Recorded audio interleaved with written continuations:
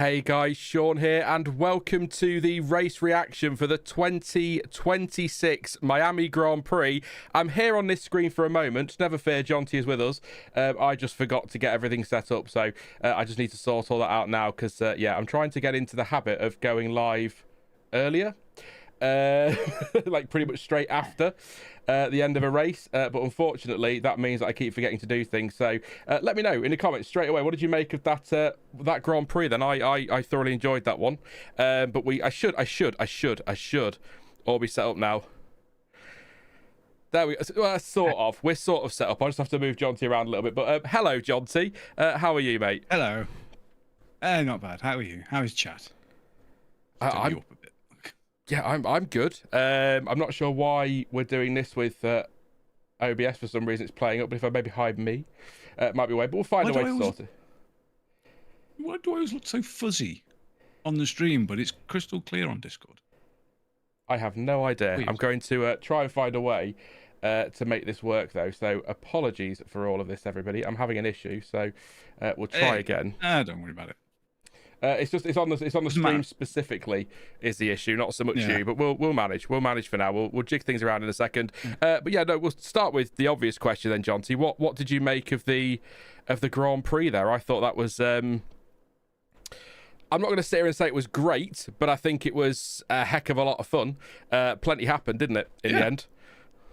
Yeah, it was a lot of fun. I genuinely don't understand anyone who can say they didn't enjoy it.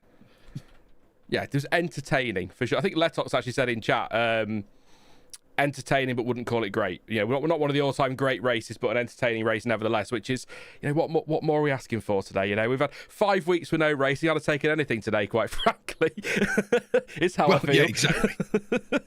Yeah, maybe and especially after the sprint. Yeah, because the sprint was, the sprint really felt like a bad race from the last few years when it was just a train, but they definitely fixed it today. Yeah, well, it was I think I don't want to do regulation talk. All I'm going to say on regulation, because I'm sick of it. You all know that from yesterday. I made that quite clear. But I think really for me, I think Martin Brundle was right in that he said that felt like they'd smoothed things out a little bit. It wasn't perfect, but it felt better. And qualifying felt better. So it's a step in the right direction, whatever your view of the regulations, I think is probably fair to say. Yeah, I'd say that's fair. I'll take that. Apologies for the fan noise as well, by the way. Again, it's over 10 degrees in the UK, so I'm dying. So, to be fair, I've got lights and everything else going on. But, but it was another win for Kimi Antonelli, Jonty. We'll do what we tend to do in these reactions. We'll plough through the field. We'll do the top three teams. So, Mercedes, McLaren, and Red Bull for now. I tell you what, I'll get to it in a second. Then we'll do the point scorers, so the Ferraris and Alpine, and incredibly, a couple of Williamses as well. They're in there. And then we'll get on to everybody else. So, worth pointing out, I'm going to read these for you. So, incident involving car 16. Leclerc will be investigated after the race. Unsafe condition. Turn 17 incident involving cars 16 Leclerc and Russell 63 will be investigated after the race. Turn 1 incident involving cars 3 and 63, so Verstappen and Russell will be investigated after the race. No further investigation for moving under braking. Incident involving car 16 will be investigated after the race, leaving the track multiple times and gaining an advantage. And we've still got Verstappen under investigation for potentially, possibly, maybe crossing the pit exit line. So if any of that comes in on the stream, I'll let you know. But if I miss it, I'm sorry. I'm not going to sit here waiting all night for the stewards to make them up. Bearing in mind they've got an extra 3 hours now, so they can take all the time they want. Quick shout-outs then. Hey to Farting Golf Balls, thank you very much for your super chat, mate. Appreciate your support as always. Says, hi, Sean and Jonty in chat.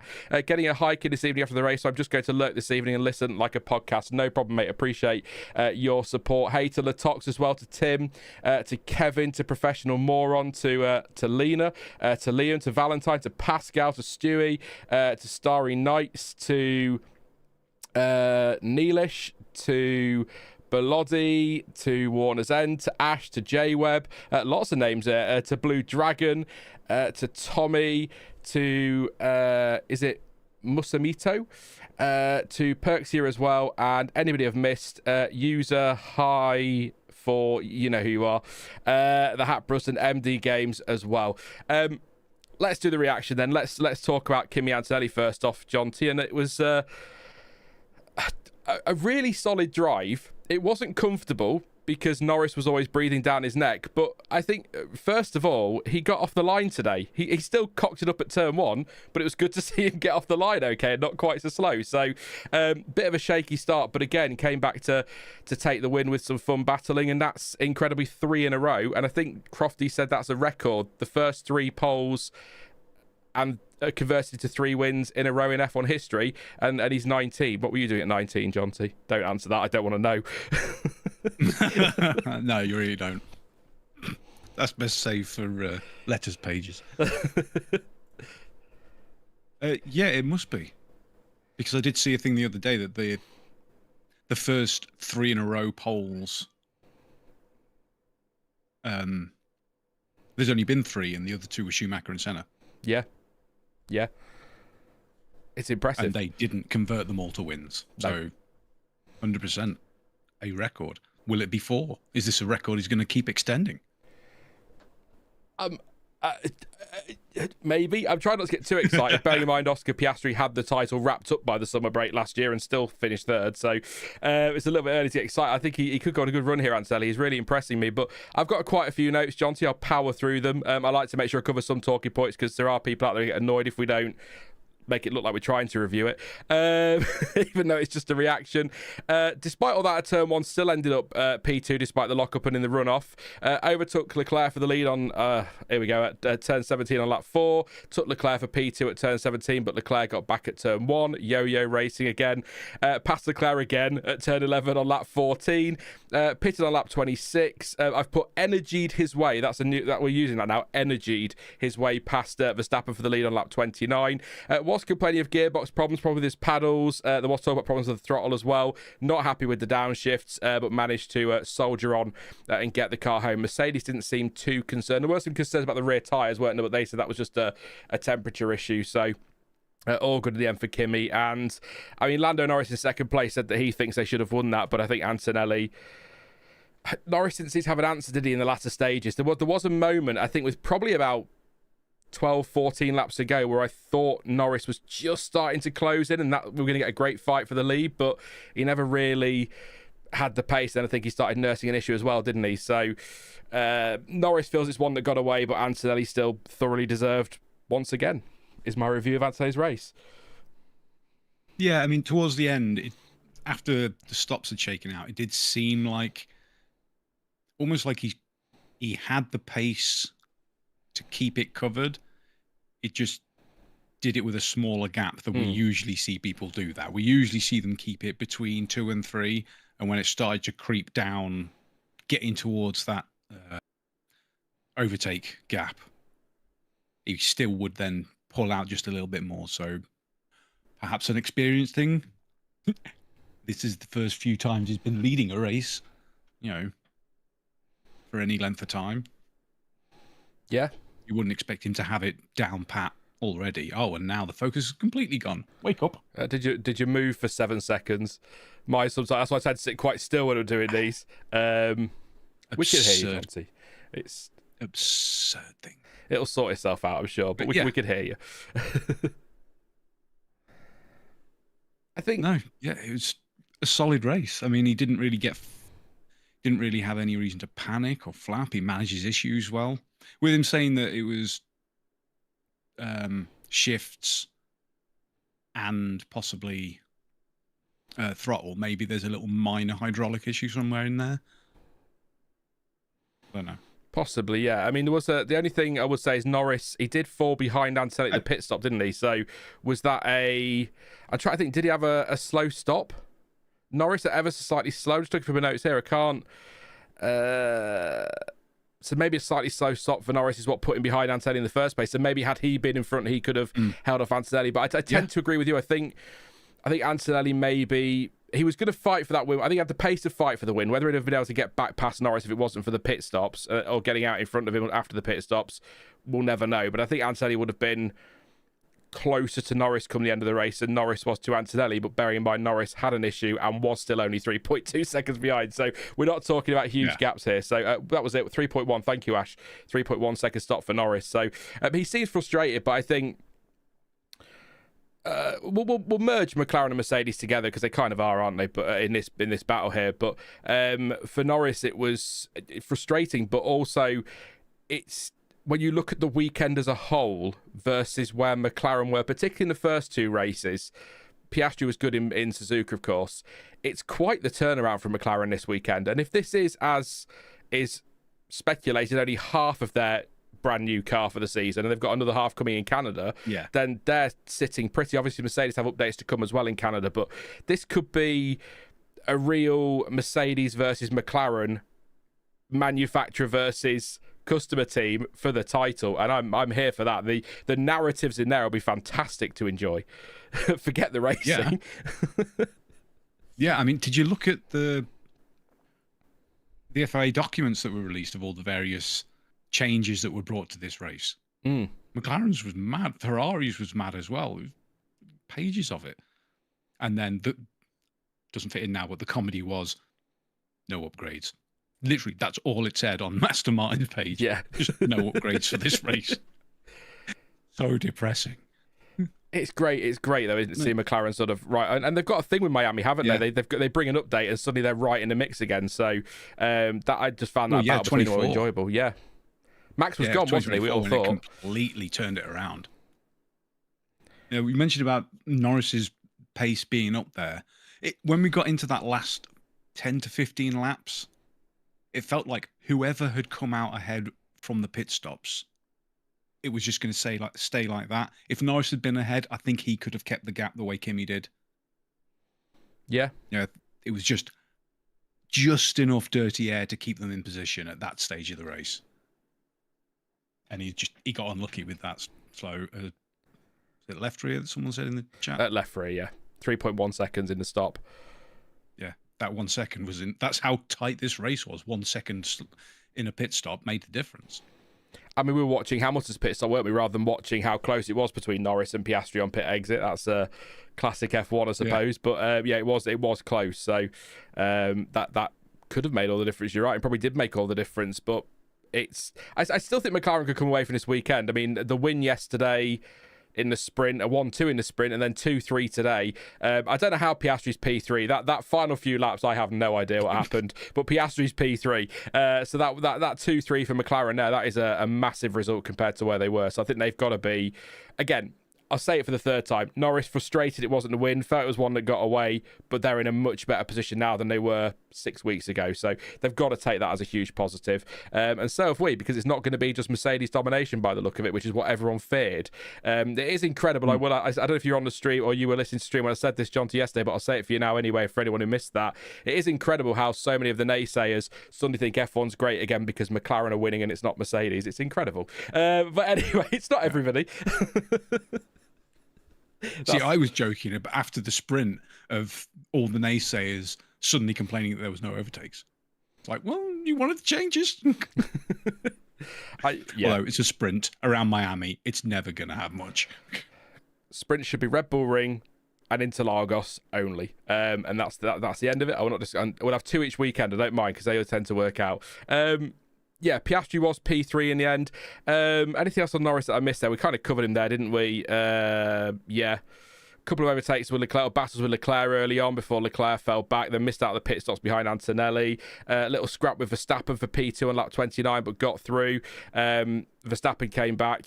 Verstappen tried to defend or came back up the inside. Norris cut back under and went back past again. So that was done. Piastri took the final podium place on the penultimate lap from Leclerc, who we'll talk about in a bit later, and hit the wall. That allowed Piastri to get through. But prior to that, Piastri seemed to be involved in a lot further back in that leading pack, and it was great fun watching him battle. But he said after the race that something about defending was difficult and pressing all these buttons was getting difficult or something like that. I was only sort of half listening to got the stream ready, but so he's not totally thrilled with it. I think it's something like, a car is defending is so hard, a car is half a second behind and suddenly boom, they're on you. I guess that's the energy deficit, isn't it? I suppose that we keep talking about. But it was great to see him fighting hard, and I think he could be very happy with P3, a second podium in a row as well for Piastri, isn't he? 'Cause he was on the podium in Suzuka. But yeah, great weekend for McLaren. And George Russell, by the way, ended up fourth for now, unless he gets one of a million penalties by the look of it. He was in the wrong strap mode either at or just after the safety car restarts. So he wasn't happy about that. That lost him some pace. Pitted lap 20 for Haas and undercut Leclerc. He was involved in that squabbling towards the end, trying to get past Leclerc, who was slow. So we'll see if there's anything to do. From the replays I've watched, Jonty, on Russell, I don't think there's any threat of a penalty there. I don't think he's done anything wrong. No. No? I don't think so either.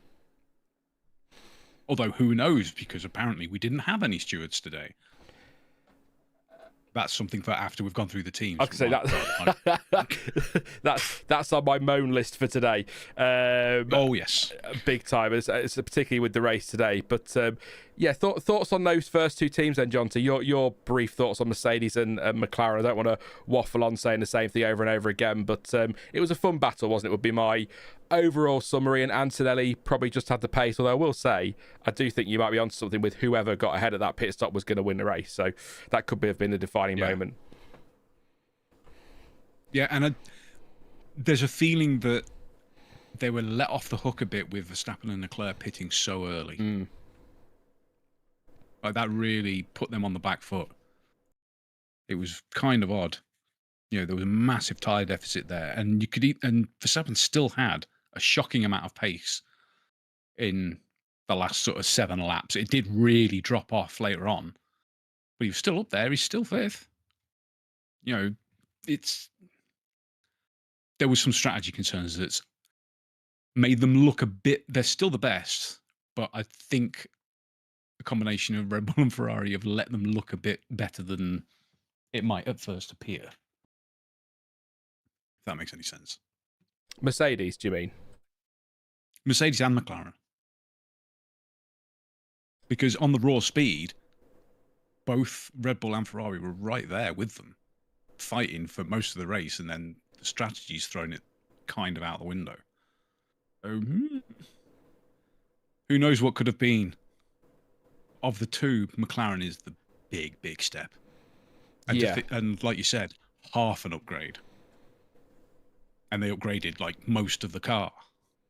Like was some pieces a semi-upgrade. Like this bit's a bit better. We've got another one of these coming for Canada.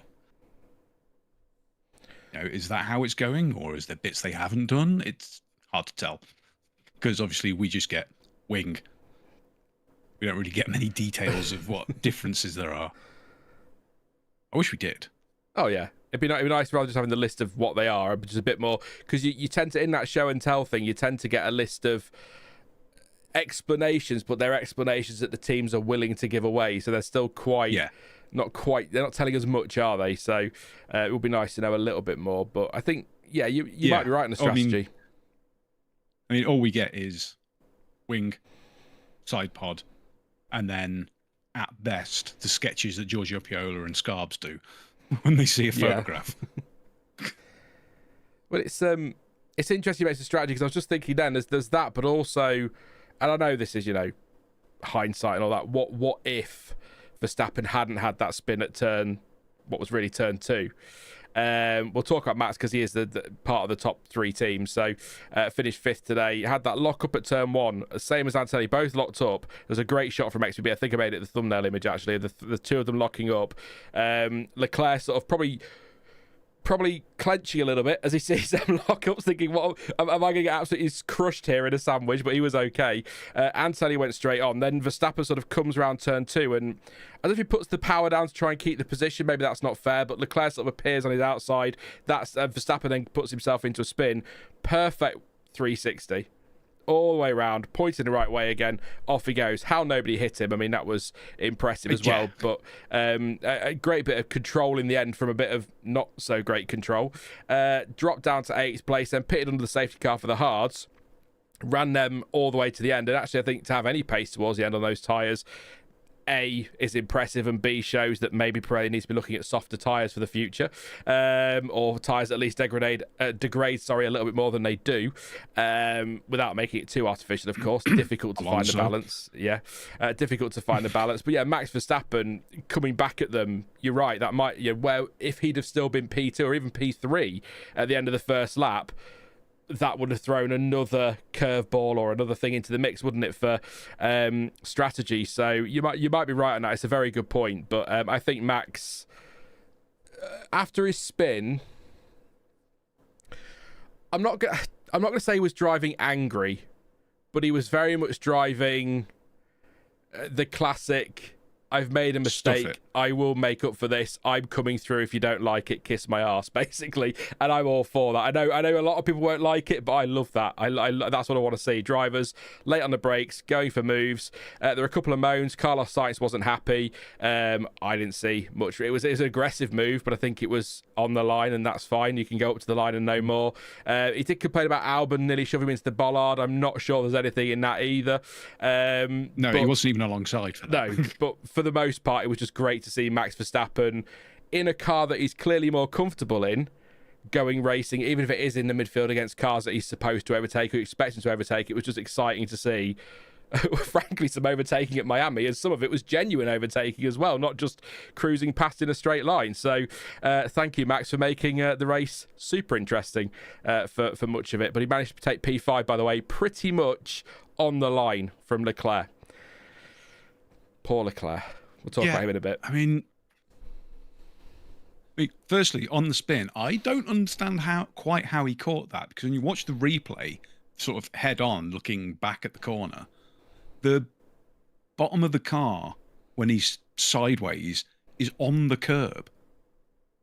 So his wheels are basically making like almost no contact with the ground. So I'm not quite sure how he controlled that. It came around the full 360 and then just stuck to the ground. It was really odd, but still amazing piece of driving and amazing bits of driving by everyone else to not have the mother of all shunts.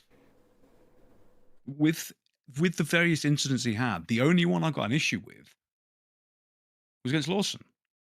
And it played out really weird because we saw the onboard and at no point did Max get even halfway alongside. Like, Lawson was well ahead all the way on the outside. Max runs him all the way off the road, including himself going off, like he does. And then a couple of corners later, we have Lawson giving the place back. It was weird. I mean, I don't want to be too hang on. Put that on. It's like it was a very convenient, we can tell him to give that place back and it'll look like legit, even though we're intentionally letting the parent team through. Do you know what I mean? Because there was no reason for Lawson to give that place back. Max had no right to the place. It pushed him off the track, had never been ahead. It was fair, as it was. Racing incident, that car stays ahead. It was really, really strange. But all the other ones were kind of just hard racing, even with catching Russell's wing with the tyre. It was just good hard racing. I can't disagree. I'm just trying to think. Yeah, I'm trying to remember the Lawson one, but I think I was at turn 11, wasn't it? The one you talked about on the opening lap or two. Yeah. Yeah, I think it was second or third lap, and they only showed the onboard replay once, and I had loads of people like posted online the same thing, like, wait, that's why Lawson gave the place back? What? It was really confusing. Unless there was some other thing we hadn't seen, which I suppose is possible, but if that's the case, why did they show us that replay? Yeah, we don't know if the FIA have said something on the radio, maybe, but they don't tend to get involved in that anymore, do they? So probably or not. Anything today. Already, Jonty's desperate to get through these teams. Well, no, I'm sure there's going to be a hell of a lot of complaining online. And I had a quick whinge about Max yesterday with the move on Lewis in the sprint, because that was vintage Verstappen not racing wheel to wheel very well. And yet today, everything was fine. It was just firm. but fair. Yeah, we're not going to get into the sprint yesterday. I don't think you watched the qualifying watch on yesterday, so you know my thoughts on that. I was fine with that by Verstappen because the position was given back. If he'd have disappeared by 5 seconds up the road and refused to give it back, fair enough, but he gave it back and he had a go. And I want to see, we need drivers having a go. We need drivers being a bit more Max Verstappen at times, because otherwise it is all just going to be energy taking, over-energying. What are we going to call it? We need a word for it. We got a lot of that today. You know, with Max coming through, driving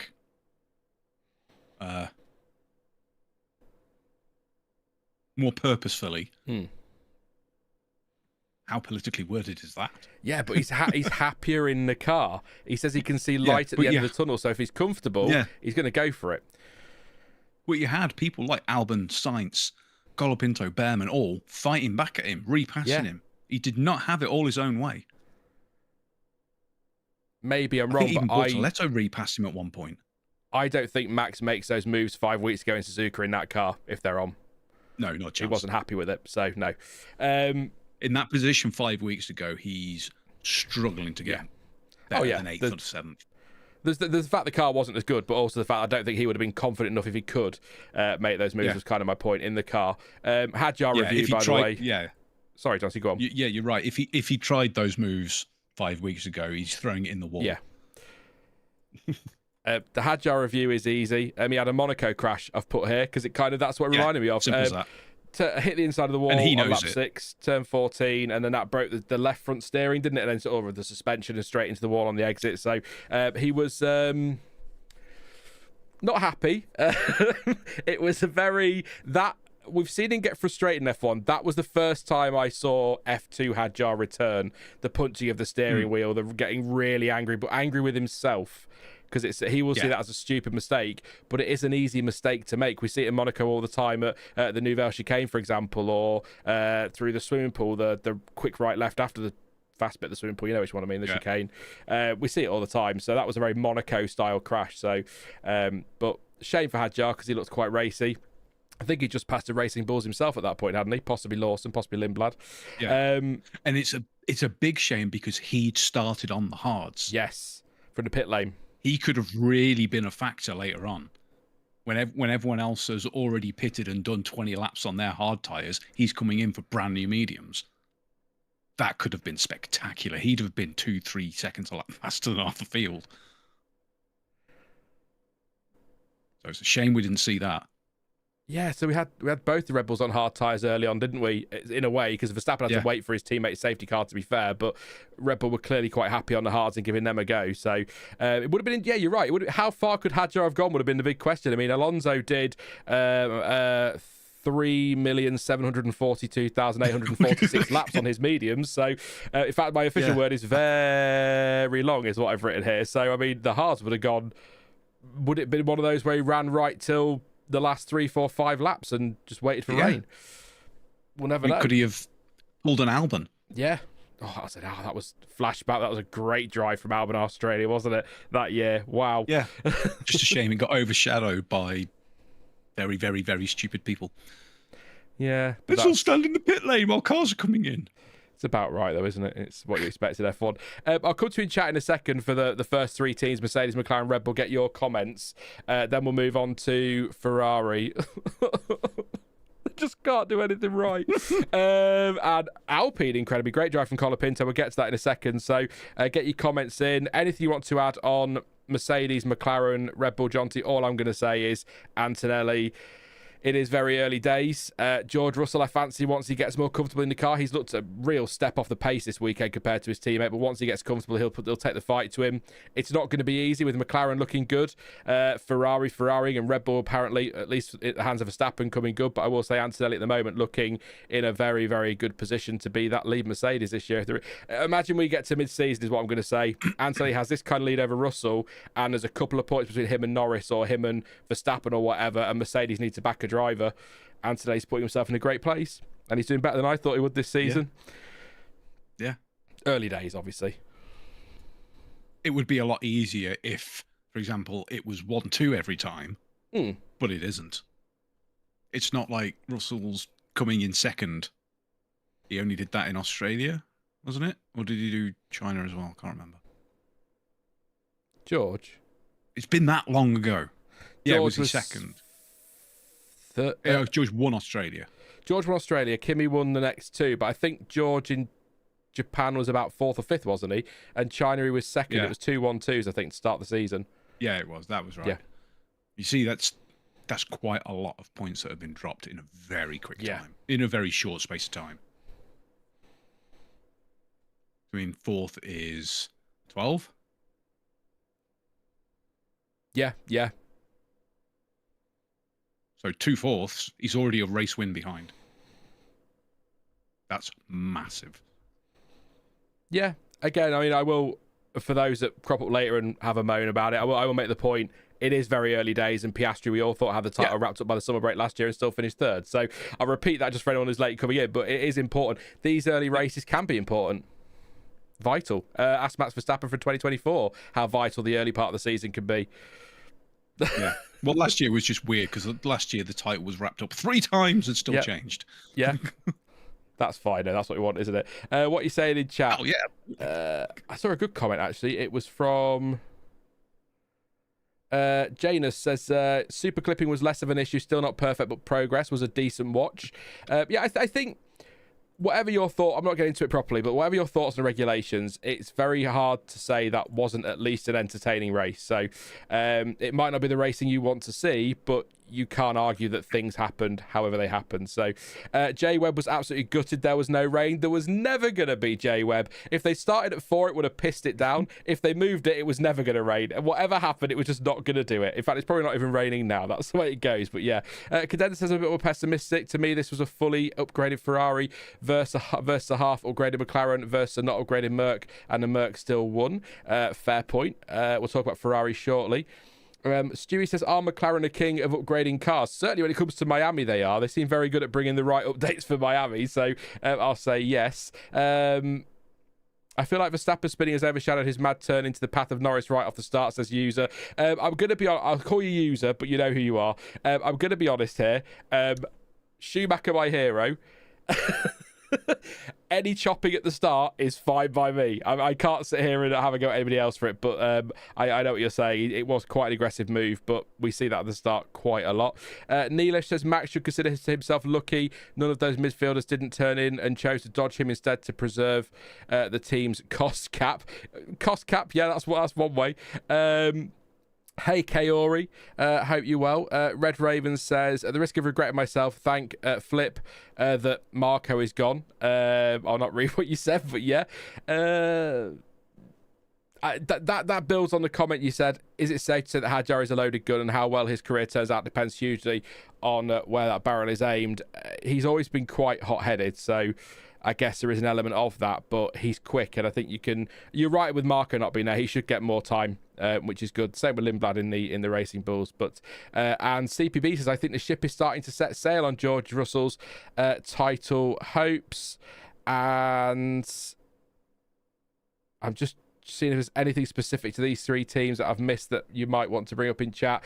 Just a reminder to anyone who's new, first of all, welcome. Please do drop a like and subscribe if you are new, but these are reactions, not reviews, so we will miss things, but we're just 2 F1 fans talking crap about F1 and what we just watched, so we are inevitably going to miss stuff, as we all do. So if there's nothing else, we will move on. I don't want to. Can we skip over to the can we skip right to the non-point scorers? Ferrari.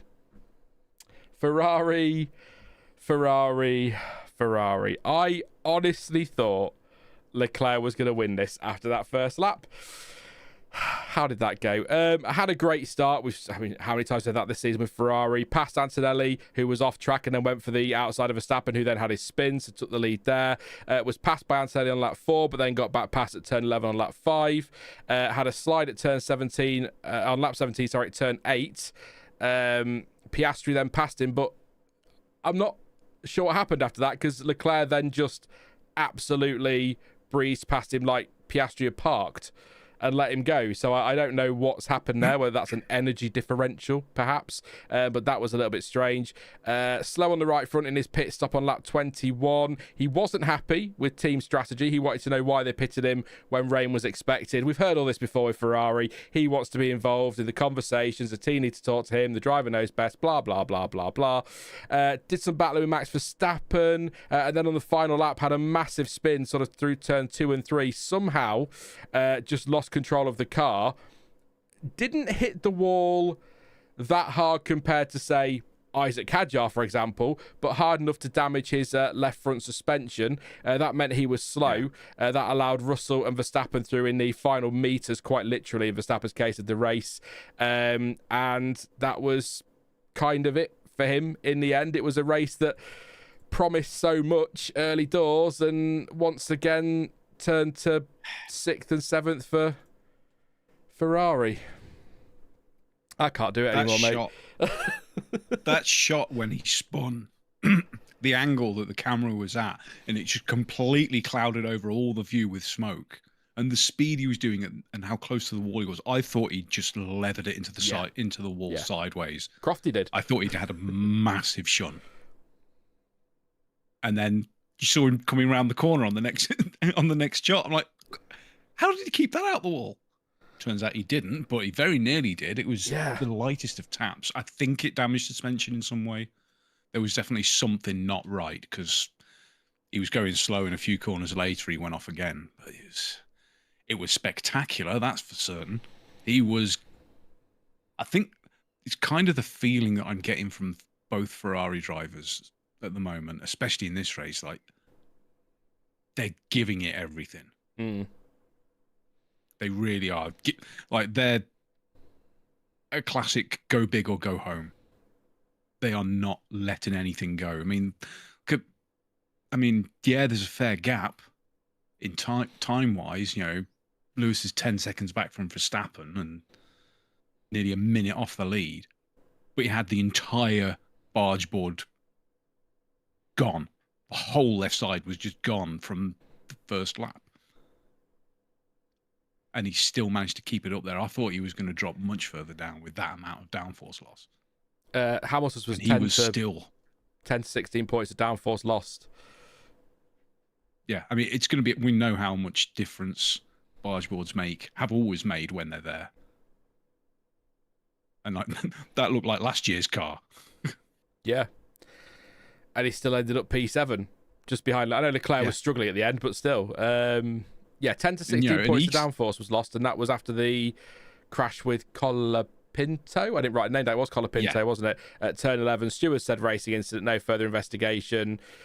I tend to agree, to be honest. It was not really much in that. I don't think, from what I remember... There was no... Yeah, there was no intent. Wild. But it was wild enough. He did kind of use him as a Ferrari-shaped brake. It was a bit Gran Turismo. I find, though, since turning 40, that I very much now, get on with it, you wimp, stop moaning. I'm sort of turning into that now. I am definitely at the, Radio 1's all noise stage of my life. It's one of those, calling racing incident, I can understand. Giving a penalty, I couldn't understand. You know what I mean? You don't disagree with either, sort of thing. Yeah. Yeah. Maybe. I don't know, but he had a slow pit stop as well today as well, by the way, which didn't help. That was on the left rear as well. Yes, it was the left rear. Something about the track. And yesterday in qualifying, it was Bearman's left rear brakes that set on fire. Bortoletto. Maybe there's a left rear. Bortoletto, sorry. Yeah. Maybe it's a left rear thing. For Miami. Don't take left rears next year, you'll all be all right. But it's 6th and 7th is bitterly disappointing. I'm going to read the super chat. I don't want to, but I'm going to. Thank you very much to Sad Mariners fan who's not from Grimsby. Says Ferrari basically bought a new car and somehow got slower compared to the teams around them. Truly a Ferrari moment. Yeah, not a good weekend. I thought Ferrari were going to be much better coming into this one. I thought the track would suit them. I thought the car upgrades or the updates, we won't call them upgrades because they didn't work, but updates. That's something that Matt or Summers taught me last year at PF1. Don't call them upgrades because you don't know if they're going to work. They're updates. So he's very firm on that one. I was like, fair enough. So yeah, no, it's I thought they'd be better, but it's not worked this weekend. But again, it promised so much early stages that Ferrari have kind of got it wrong. They're making great starts, but everything else is just turning to shit. And there's sort of what has Martin Brundle said, or what everyone's saying these things, it's not how you start, it's how you finish. So maybe Ferrari need to have terrible starts, don't give them ideas, and then they'll be really good at the end of races. But unfortunate for Leclerc. It's been working for Kimi. Yeah. Do we know why Leclerc spun? Was there a reason? Has there been anything that anyone's seen? Or was it just a mistake? Seen anything. Error? No. Probably just giving it all. That's what it looked like to me. He was just giving it the beans. Yeah. To try and make up another place. Which is good. Possibly a little bit of air taken off the car. I forgot to mention, going back to Verstappen's, there wasn't contact with it between him and Leclerc. No. I'm not entirely certain it was too much throttle. When you saw the overhead shot, it just seemed to sort of gently drift out as he backed away from Leclerc a bit. It looked like lift-off oversteer that just drifted around.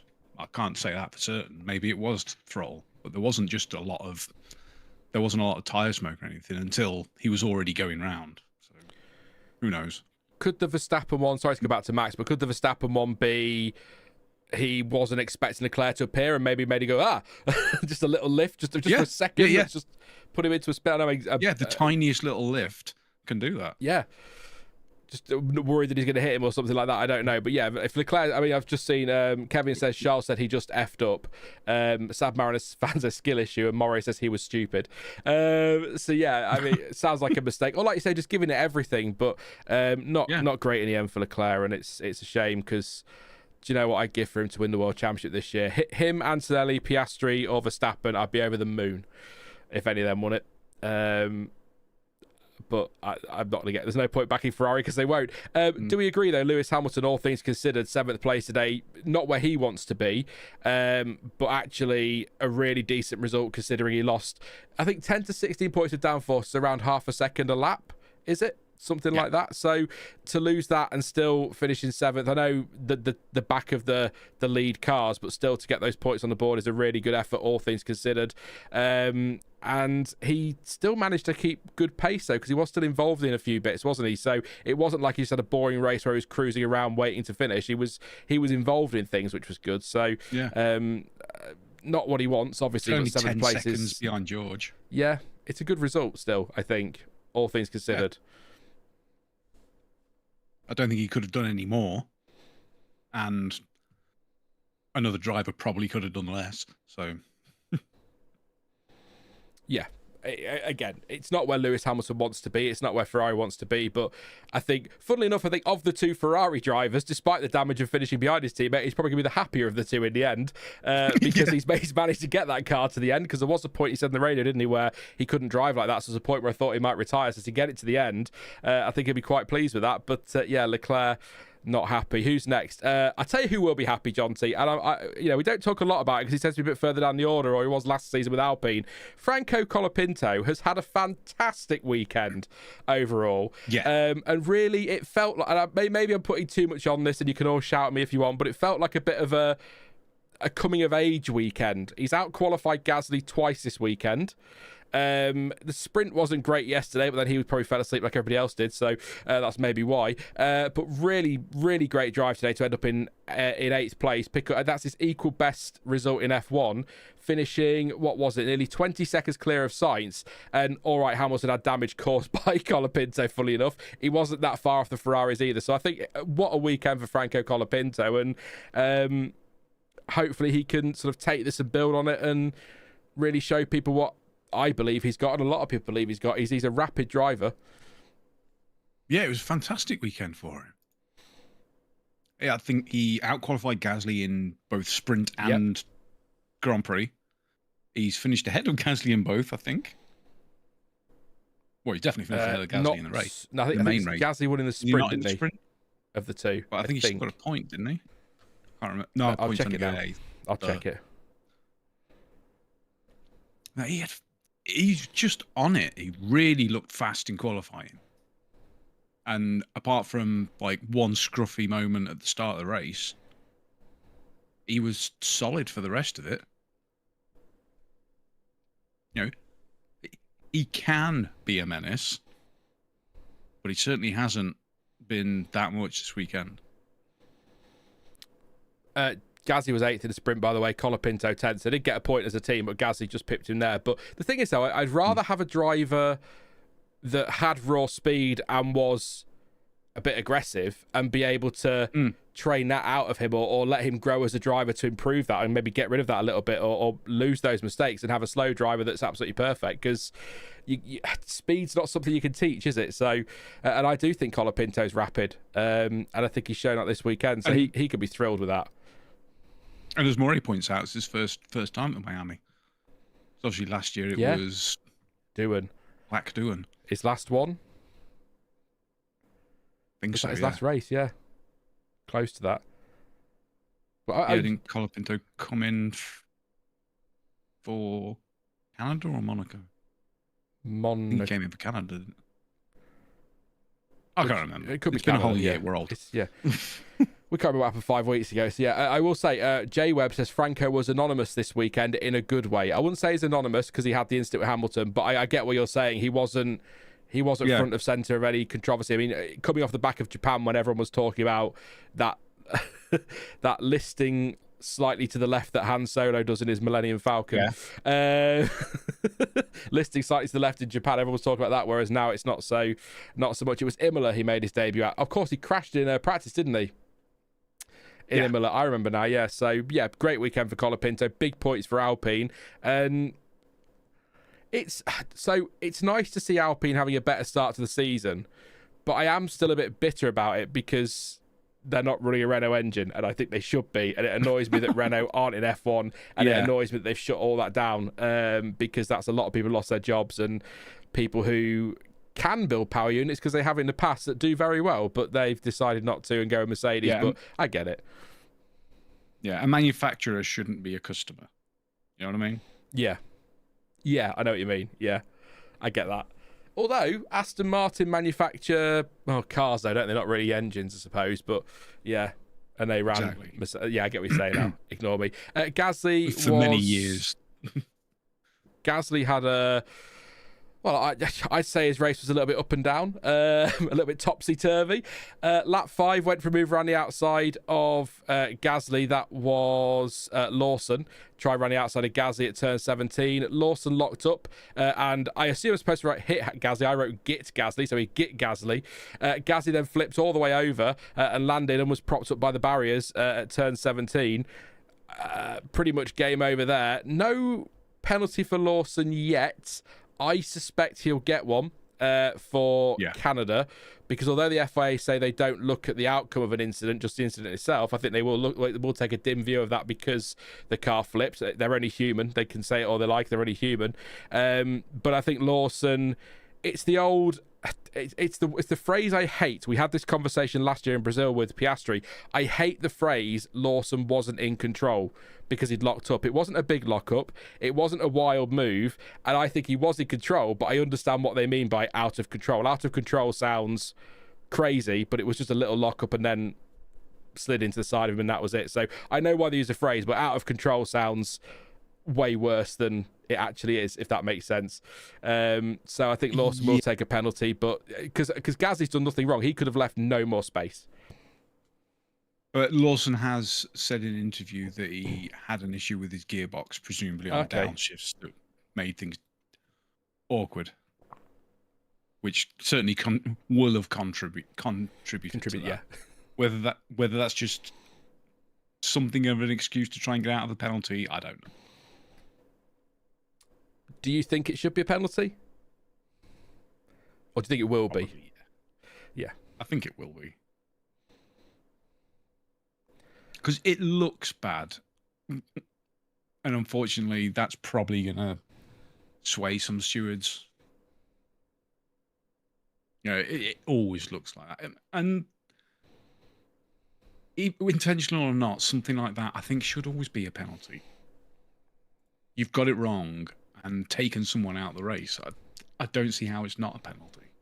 Even though he was out of the race himself. You know, I think it's pretty fair, don't you? Yeah, and sorry, Kyber just said in chat, didn't have full control. Might be better saying, yeah, that is better. Right? That is fairer to me than out of control. Yeah, doesn't have full control. I like that. But yeah, no, I think Lawson's not done anything massively wrong in that moment. It's not aggressive. It's not a wild move. He's just locked up, and he had an issue as well. Maybe that contributed to it. But you're right. If you've hit a driver like that, especially if you flip them over.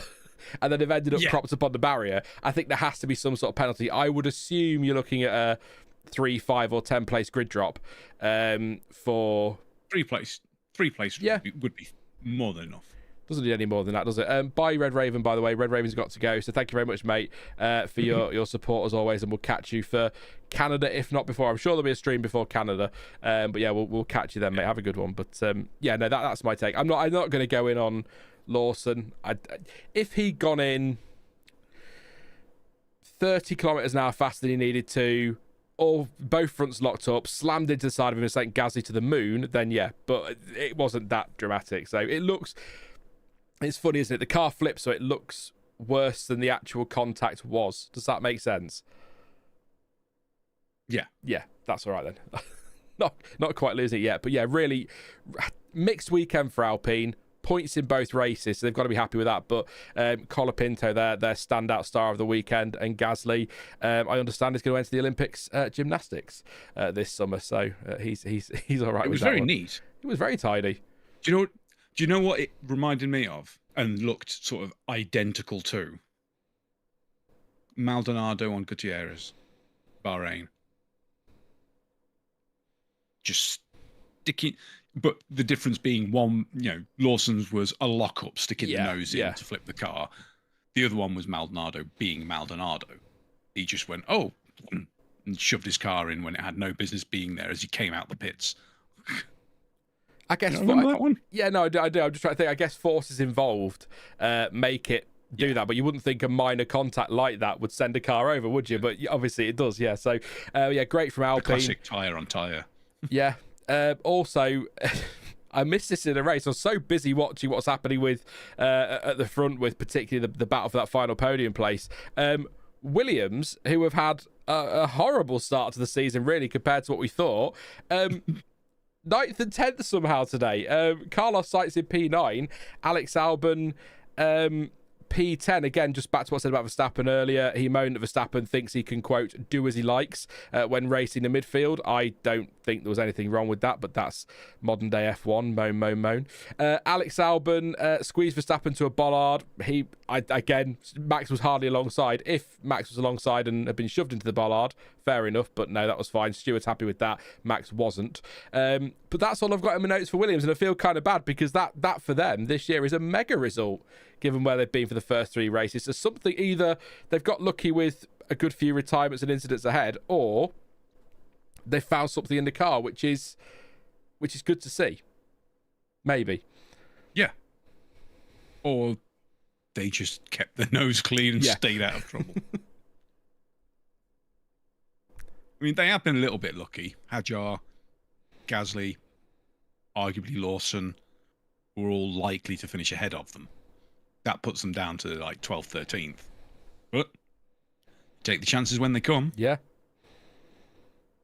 Yeah, you've got to be in the position to take advantage of the luck when it falls your way, as I often say. So it's a great result. So I've got much on Williams, but it was good to see them nice and racy. And they were in sort of, I guess, almost a race-long battle with the Haas pair, weren't they? And they were sort of always seemed to be together when I looked at the driver tracker. So a lot of the focus, understandably, was at the front. But I think it was good to see Williams doing well. I know they've shaved some of the weight off, haven't they? Which is good. They're still not where they need to be or want to be, but I think if that is a step forward and it's performance that's done that, then they could be really happy. It could be a mixture of the little bit of chaos we had, and like you say, keeping a nose clean and some updates. But it's good to see them get some points on the board. I'm not even sure that might be. They must have had a point before this weekend, surely. Yes, they did. There was definitely a point somewhere. possibly China. Well, they have 3 points today and they got 5 everywhere else. There's 2 points somewhere else for them this weekend, this season. So maybe this is where they are. I don't know, trying to think. Yeah. Jonty's going to pull up Wikipedia, yeah. Stewie says China as well. Yeah, there you go. So yeah, I feel awful when I get to a team that have done really well for them. But I'm just thinking though, can sort of looking out to get a few decent results like this end up hurting them with the ADUO? I don't think so. That's down to power units, isn't it? So. And there's some Mercedes. I'm still not completely sure how the ADUO thing is working. It doesn't seem to make much sense in my mind. I see. All on the dyno, I think, isn't it? And then the data, but it is pure dyno. All right, that's a bit more sensible. But then no, it will still be hurting them if their cars, the rest of the cars, are crap and they're overweight. They're not going to get any benefit from that because they've got the best power unit in the car.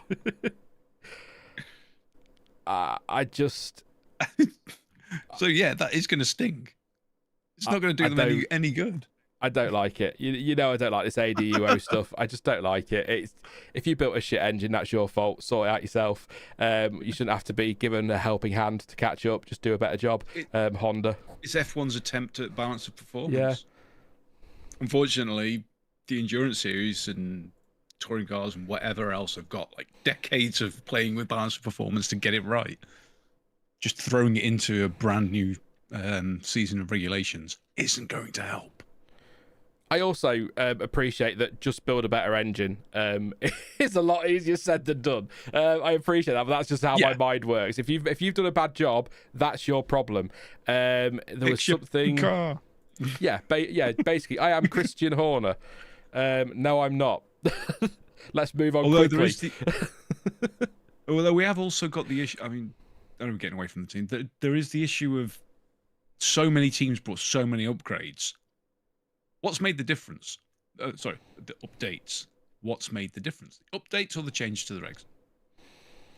We don't know. I think updates is my gut. I think these rules, as they were always going to suit Miami and vice versa. So I think the tweaks have probably helped, but I think we'd have got this anyway. So I think the updates are a factor, but I'm not going to say that's absolutely correct because I think we need to see the rules tweaks in action at Barcelona, the Red Bull Ring, Silverstone and Spa before we can say whether they've worked or not, because those are going to be the real tests. So that's my view on that one. Let's have a look at Barcelona's a quick track now. They've got that stupid chicane, isn't it? So Stewie Webb says, you say you don't like it, but if it makes Ferrari win, you will love it, I feel. No. If they've done a bad job with the engine, they need to sort it out. I don't. Yes, you. It's the points down to 22nd place. I don't like participation awards, and I don't like trying to help people who've done a crap job. Sort it out yourself. You should have done better. A particular team like Ferrari with the money they've got, and is your camera falling down, Jonty? You look different. You look so different. I was like, hang on a minute. It is a microphone. That's fine. I'll keep reading comments while you sort that out, Jonty. Neely says, I'm assuming Williams was able to lose some weight over the break. And I did see somebody point out, Jonathan says, hey, Jonathan, mate, says, I read that Williams had sorted out how they were going to lose the weight, but they're only just beginning to implement the program. Tell me about it. But yeah, no, that could be the case as well. Red Raven did leave a last word before he went. Says the penalty for that driver is to drive for the team he drives for. See you both, Canada. Good night. And any insight to Leclerc being investigated for driving an unsafe car, says Chef. We've not seen anything yet. I'll check the FIA website. We've been through the teams just to see if we've got anything, but I think it'll be a few hours. Oh, hang on. Jonty's got an update. Oh, no, he's under investigation for repeatedly leaving the track. He cut the track at turn 6, 8, 11, and 14. After the contact with the wall, very similar to Hamilton at Singapore last year when his brakes had gone. So he may well get in trouble for that. Yeah, he's got 3 investigations, hasn't he? Yeah, there's one for contact with someone else. So can't see him staying 6th. No, I'll check it. I'll check it after we've gone through the teams. Sad Mariners fan says, I'm so cautious about these regs and how they're going to work on tracks like Silverstone, Spa that basically have one hard braking zone. That's the thing in Miami. There's some big braking events in Miami, so I think they said yesterday they were coming off turn 16 with a full battery. So, but I think they would have always come off turn 16 with a full battery, regardless of the regs. So, I think we'll see. And Kevin says it will be after the summer. Alonso admitted when asked when the green car will finally benefit from a significant pace boost. It won't happen until race 14. There's a long way to go. We'll have a look at Aston Martin in a moment. Any more comments for these teams before we move on? We'll do Q&A in a bit. And Cadenza says, I think the problem is it punishes customer teams, which is most of the grid. The battle for the season becomes between the teams who have the top engine with an advantage for the manufacturer team. We'll see if McLaren are on form and can keep this up and they go head to head with the Mercedes. Be interested to see what happens there, won't it? That's something to keep an eye on, Cadenza, for sure. Let's move on to the remaining teams. We've got Haas, Audi, Racing Bulls, Aston Martin and Cadillac. We'll fly through these because I haven't got many notes. Nico Hulkenberg pitted at the end of lap 1 for a new front wing, so I assume there was some contact that I didn't catch on a replay and then was in the garage during the safety car and retired. Bortoletto, all I've got is pitted lap 32 for Hards, but I suppose on Audi, Jonty, if we're reviewing their weekend, a really tough one. Just full stop, hasn't it? I know that qualifying wasn't too bad yesterday because Hulkenberg got P11 on the day, P10 on the grid after penalties, but it wasn't a great weekend for Audi, and hopefully it isn't going to hit them too hard. You've mentioned Bortoletto's brake fire yesterday. I mean, a miracle they got those cars out anyway with all the changes they had to make and the engines and that, but not great. And I don't know if you've got anything you saw from the race that you wanted to talk about with Audi. Audi on fire this weekend, says user derogatory. There wasn't a lot of it. No. They were just there. I mean, Bortoletto P12 from 21st on the grid is a decent result, isn't it? Yeah, and that's the kind of result that could make a difference come the end of the year. Yeah. I mean, I know you had the throwaway comment about, points down to 22nd thing, but we kind of do that anyway. It's position, isn't it? It's just done in count back. Yeah. I'm a grumpy old man. Leave me alone. Racing Bulls. So not great from Audi. Sorry, Pascal, mate. I did put them down for a double points finish on Wednesday. So, sorry, Pascal. I ruined that for you. It's all my fault. Hopefully they could bounce back in 3 weeks' time when we go to Canada. Racing Bulls, we sort of talked about Lawson with the Gasly thing. He retired after that with damage. We talked about him with the Verstappen thing, so nothing to add on Lawson. Lindblad, my notes go as follows. Lindblad started 16th, where I was going to put lots of notes about his race, and I've got nothing. So I think, with all due respect to Lindblad and Racing Bulls, I think that shows that there was a lot of action towards the sharp end because we didn't see much of them. But I am looking forward, as always, to seeing sort of tomorrow and into the week as F1 start putting more clips from the weekend and we get more highlights and stuff of what was happening back there, because I have a feeling there was quite a bit of squabbling. But I don't remember seeing much of Racing Bulls outside of Liam Lawson's incidents with Max Verstappen and sending Gasly flying, really, and Lindblad nothing at all. Much. Yeah. The only thing I remember from Lindblad was some on board from him having a fight with Verstappen as Verstappen was making his way through after the pit stop. That was it. Yeah, I vaguely remember that one. Didn't make it easy for him. That was it. But what were they today? DNF for Lawson, 14th for Lindblad. I guess for Lindblad, he's beaten his teammate today for whatever reason. So, that's something for him to take away as a win. Aston Martin, I'll read you the notes. Alonso, he finished P15, started 17th, ran very long in the first stint on mediums, hoping for rain. Pitted for softs on lap 44, I think, around there. But whatever, it was a very late stop. Worth a go. They've got nothing to lose back there. Run as long as he can. If rain falls with 10 laps to go, he looks like a hero. It's a brilliant call, but it didn't work out. Stroll was 17th today, pitted lap 21 for softs, and then again lap 38 for more softs. So Stroll was happy running the soft tyre today. But I think the big one for Aston Martin, Jonty, and it doesn't sound like much, but both cars made it to the end today. They got a double finish, so it's a step in the right direction. The vibration's apparently pretty much gone now, so that's good news. No performance, Yeah, but it's more reliable. Yeah. Yeah. They can at least drive it without falling to without the hands going numb. That's a massive step. And like I said, both cars getting to the end and only one lap down. With the pace of those at the front, you'd have thought it could have possibly been at least 2, although we did have a couple of safety cars. So. Yeah. But still, it's a double finish. It's something, and hopefully... But if Alonso's saying not until after the summer break for performance upgrades, then... But I think that aren't they basically bringing a B-spec car after the summer break, I understand. So, I mean, what's the point of putting updates on something you're getting rid of in a few races' time? I'm sure they're probably going to try and get sort of at least some of those parts, if they can go on this car out early. They'll always try and get things as soon as possible, but I just don't think they're going to succeed. No. It's definitely going to be turning up to Monza. Zandvoort, yeah. I hate that they've done that. With a new car. And then who knows, they'll blast their way to the win. No, they won't. No.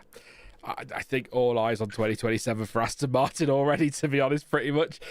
Final team name, Cadillac. Again, both cars get to the end of the race, so great stuff from them. Perez, P16 from P20. Yes, we have retirements, but still. I've only got pitted lap 29 for Haas, but I think he had a really good battle with Alonso in the closing stages, so looking forward to seeing some of that back when we get those clips and whatnot.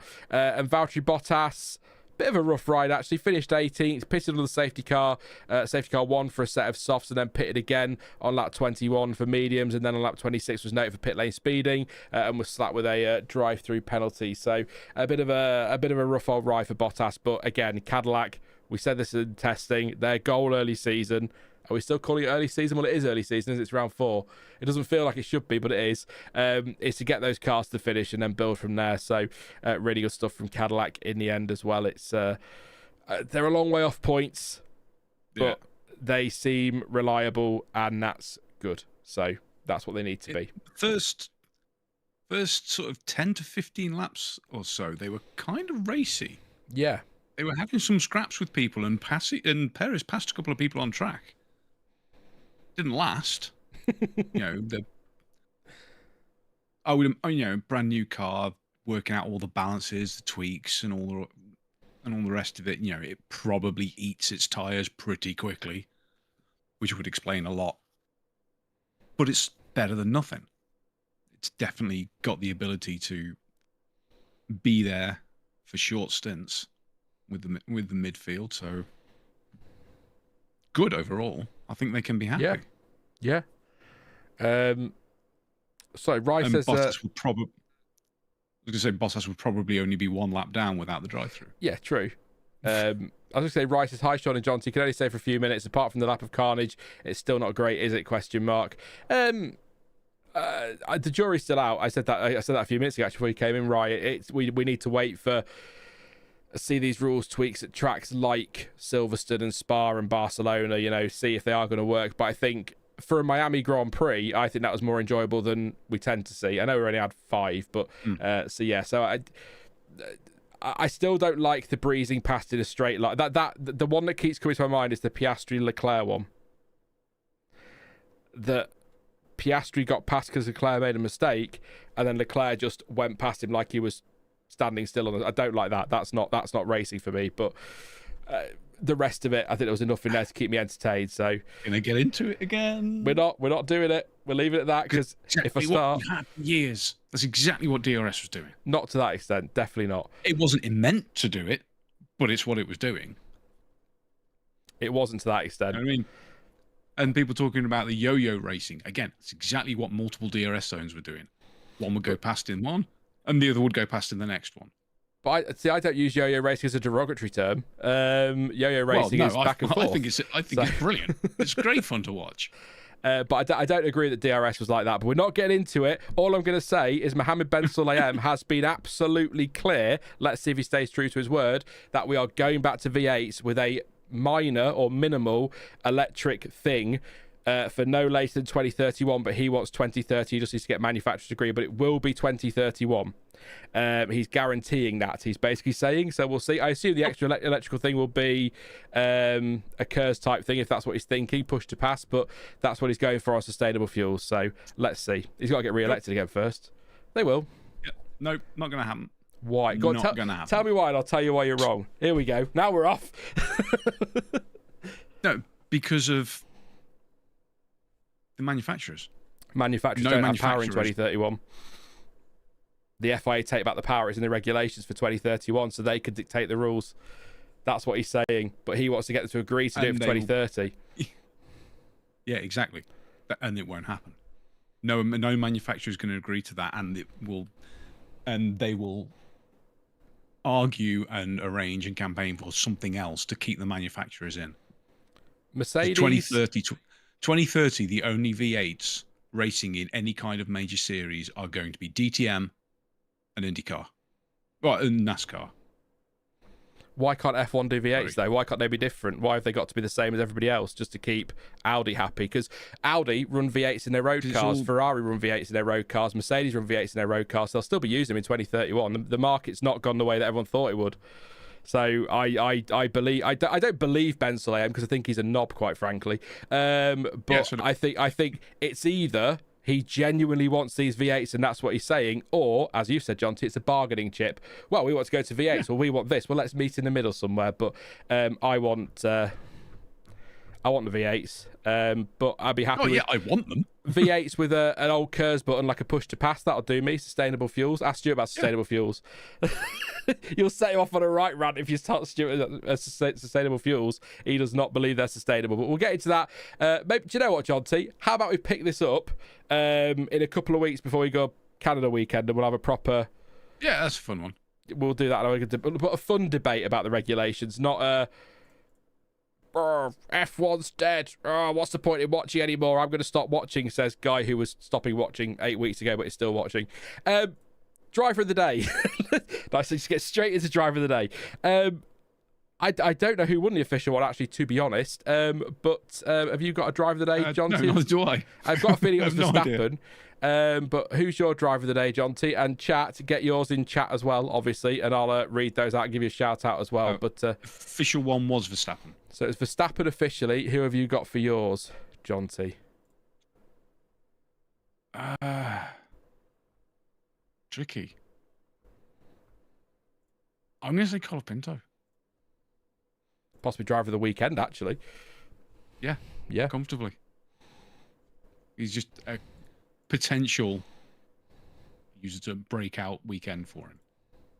The amount of confidence he's going to gain from such a good performance, he could be good. He could have some seriously good races going forward as a result of that. So, yeah.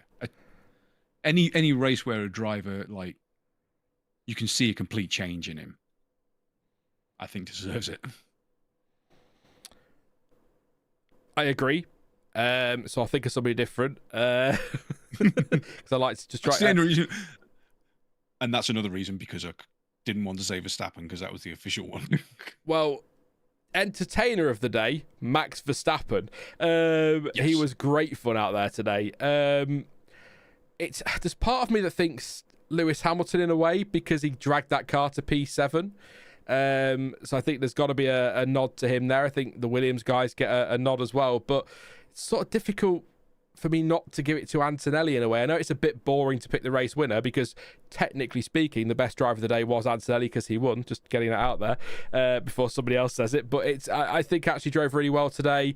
Yeah, all right, got a little bit of luck again with this time with Norris having the slightly slower stop, which allowed Antonelli to get through at the pit stop. But I still think he did well to absorb that pressure. He had some things he wasn't happy with in the car and managed to manage that nicely. Helped massively by officially the calmest engineer in any motorsport in the world ever. Bono, just so calm coaching him through that. So I'm going to say Antonelli. But Colapinto was my pick. If I could pick up a monitor and show you on my notes, I would do. But Colapinto was my pick, so I've had to. I thought Jonty was going to go with Verstappen, so I thought you were going to catch me off guard for a change. I suppose you did. Yeah, yeah, exactly. So Driver Days in chat. Where are we? There we go. Rai says, Jonty looking very spiffing tonight. There you go. Kaori says, Kimi.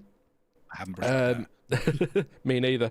Shut up. Mussolito says Verstappen. Warner's Ed says Max won it. Sad Mariners fan says Hamilton for keeping that shit brick in the points. Warner's End has gone with Kimi. Professional Moron's gone Colapinto. Stewie says Franco. Verstappen is driver of the century, says Nick. We'll get into that conversation another day, mate. I think Colapinto deserves a shout. My pick is Antonelli, says Fanta Boy. Kevin wants me to go to Toronto and have a few beers and discuss regulations and constructors championships with him. Maybe one day, Kevin. Do you know what? If I ever emigrate, it's going to be to Canada. But I'll wait a bit, given the political. Moray Colapinto. Latok says for me it's Antonelli. Cadenza says Lewis because no one else is going to say him. Somebody did. So you're all right, Cadenza. You're not alone. User says Kimi, Norris, and Colapinto top three. Can't decide between the first two. Norris deserves a shout. Says Kyber. Yeah, I agree. Drove really well. In fact, Norris drove excellently all weekend. Actually, I don't know if I mentioned that. I think I did mention it earlier. You know, the sprint pole, the sprint win, comfortable sprint win, and then a really good performance today, and still comes away disappointed. So that's where his head's at the minute. So that's good. Neely says boring driver of the day today. Antonelli for him. Kevin says Kimi. George is the anti-breakout vote for me. Yori says Kimi. Pascal says Colapinto. Honourable mention Sainz. M. Harati says Kimi. Jonathan says Colapinto.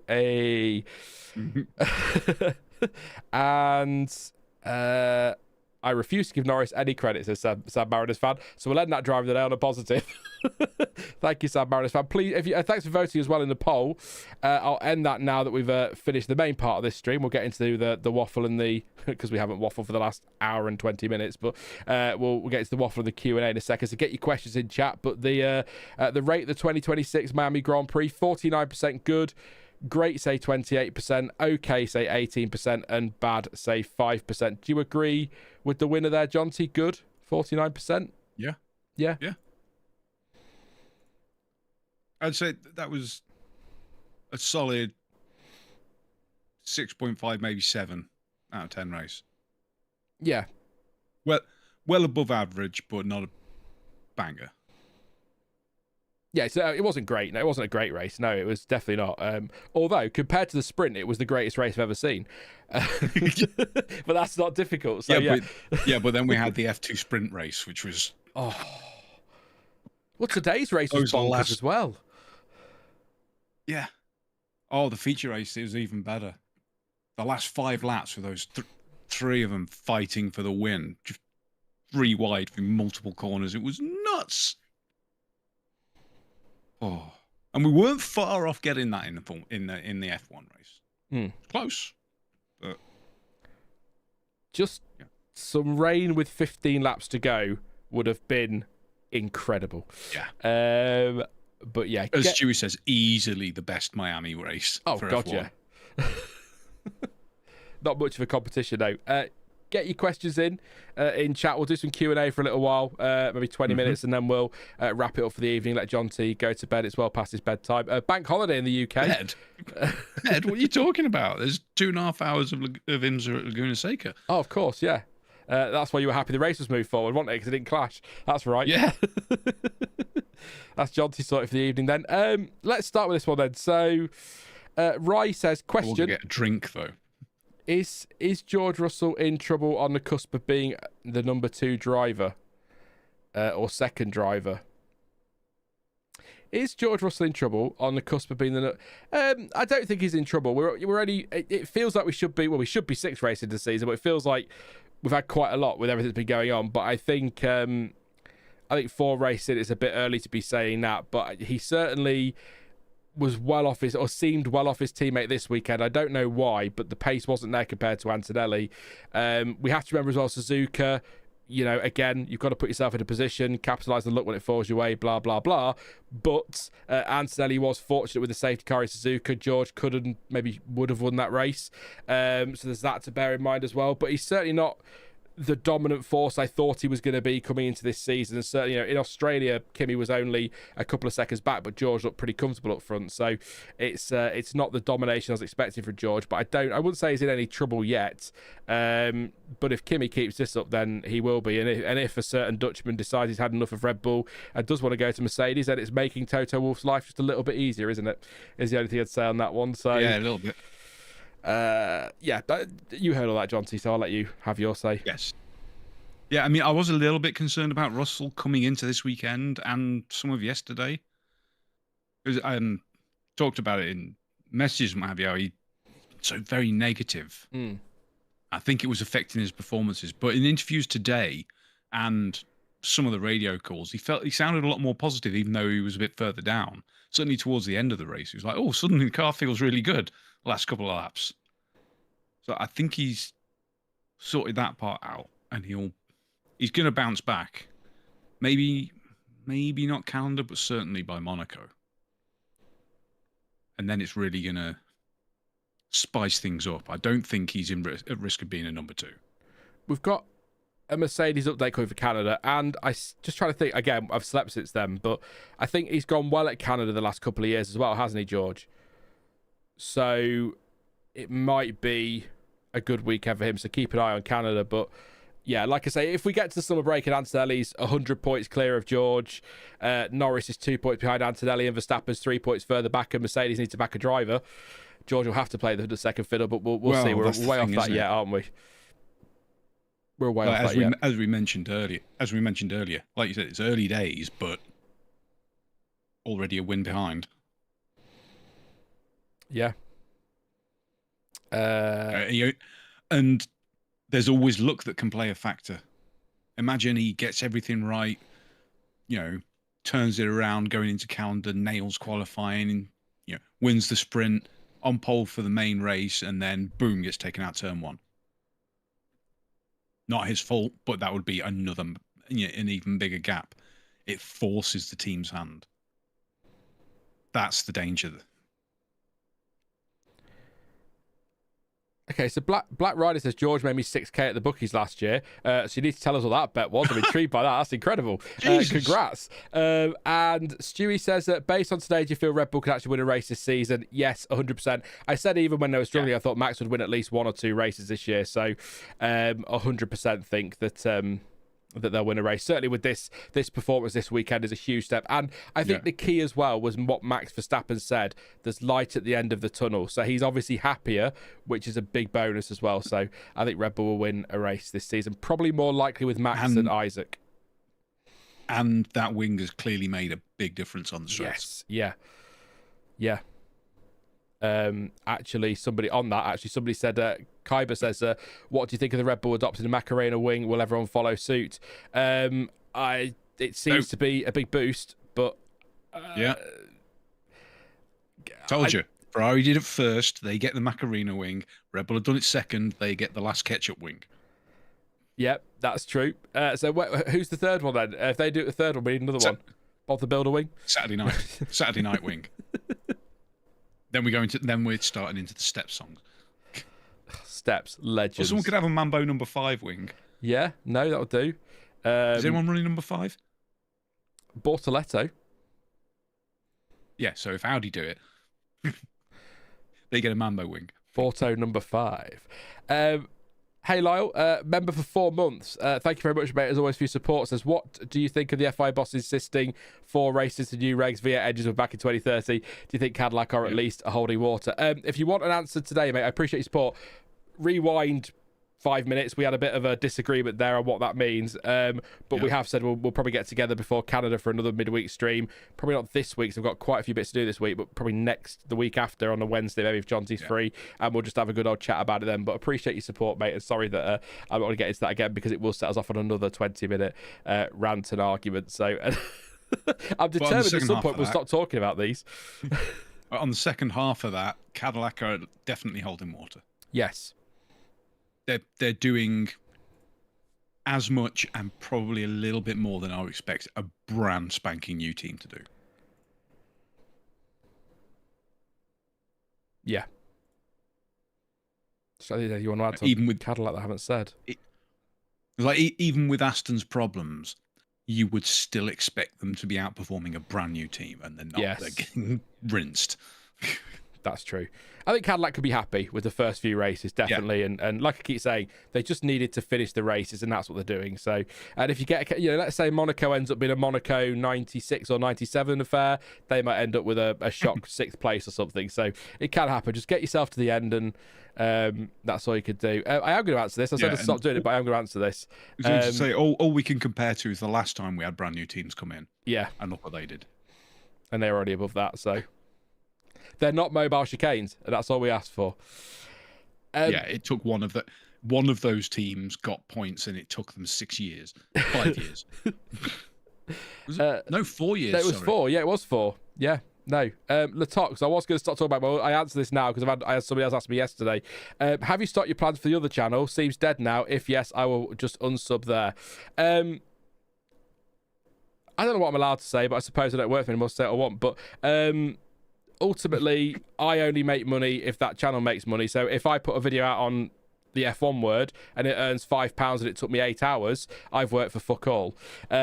So I'm not quite sure the point in building what is somebody else's brand and channel when I could be doing it over here. So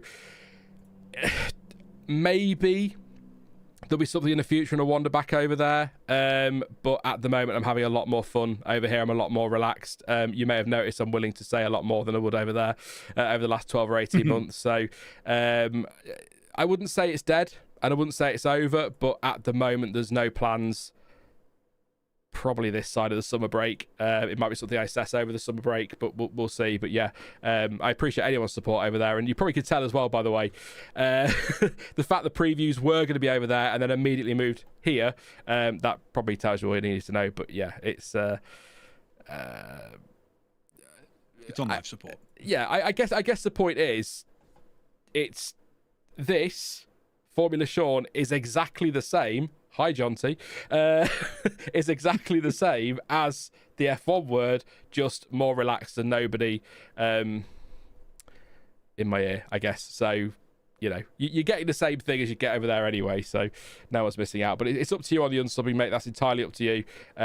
Maybe I'll let you all know in the future, but we'll leave that there.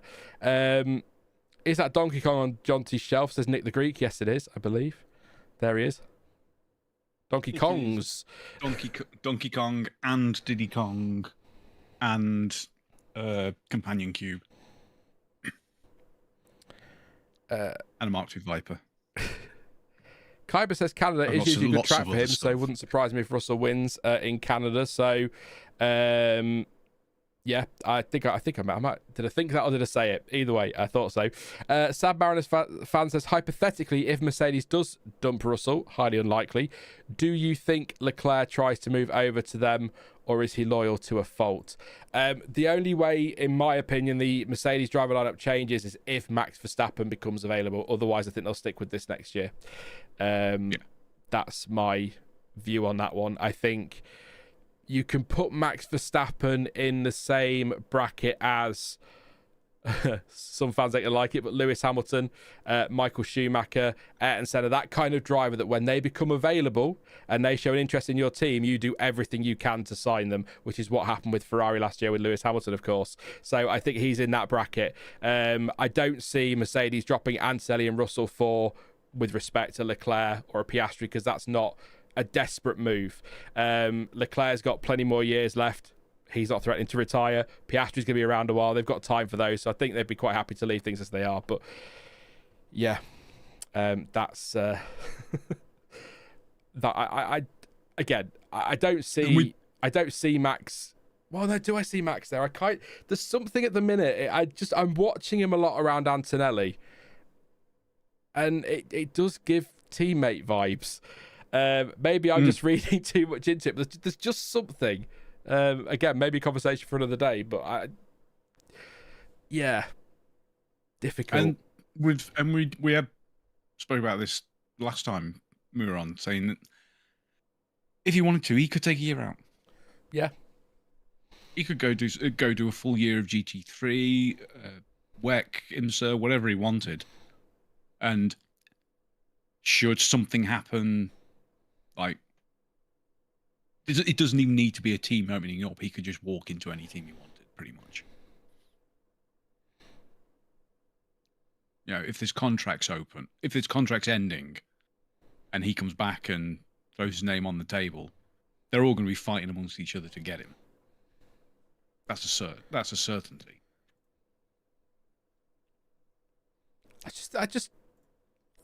Kevin just said, so what you're saying is George is gone. I wouldn't go that far. If things carry on as they are, that they'll have no choice but to keep Adson and let Russell go.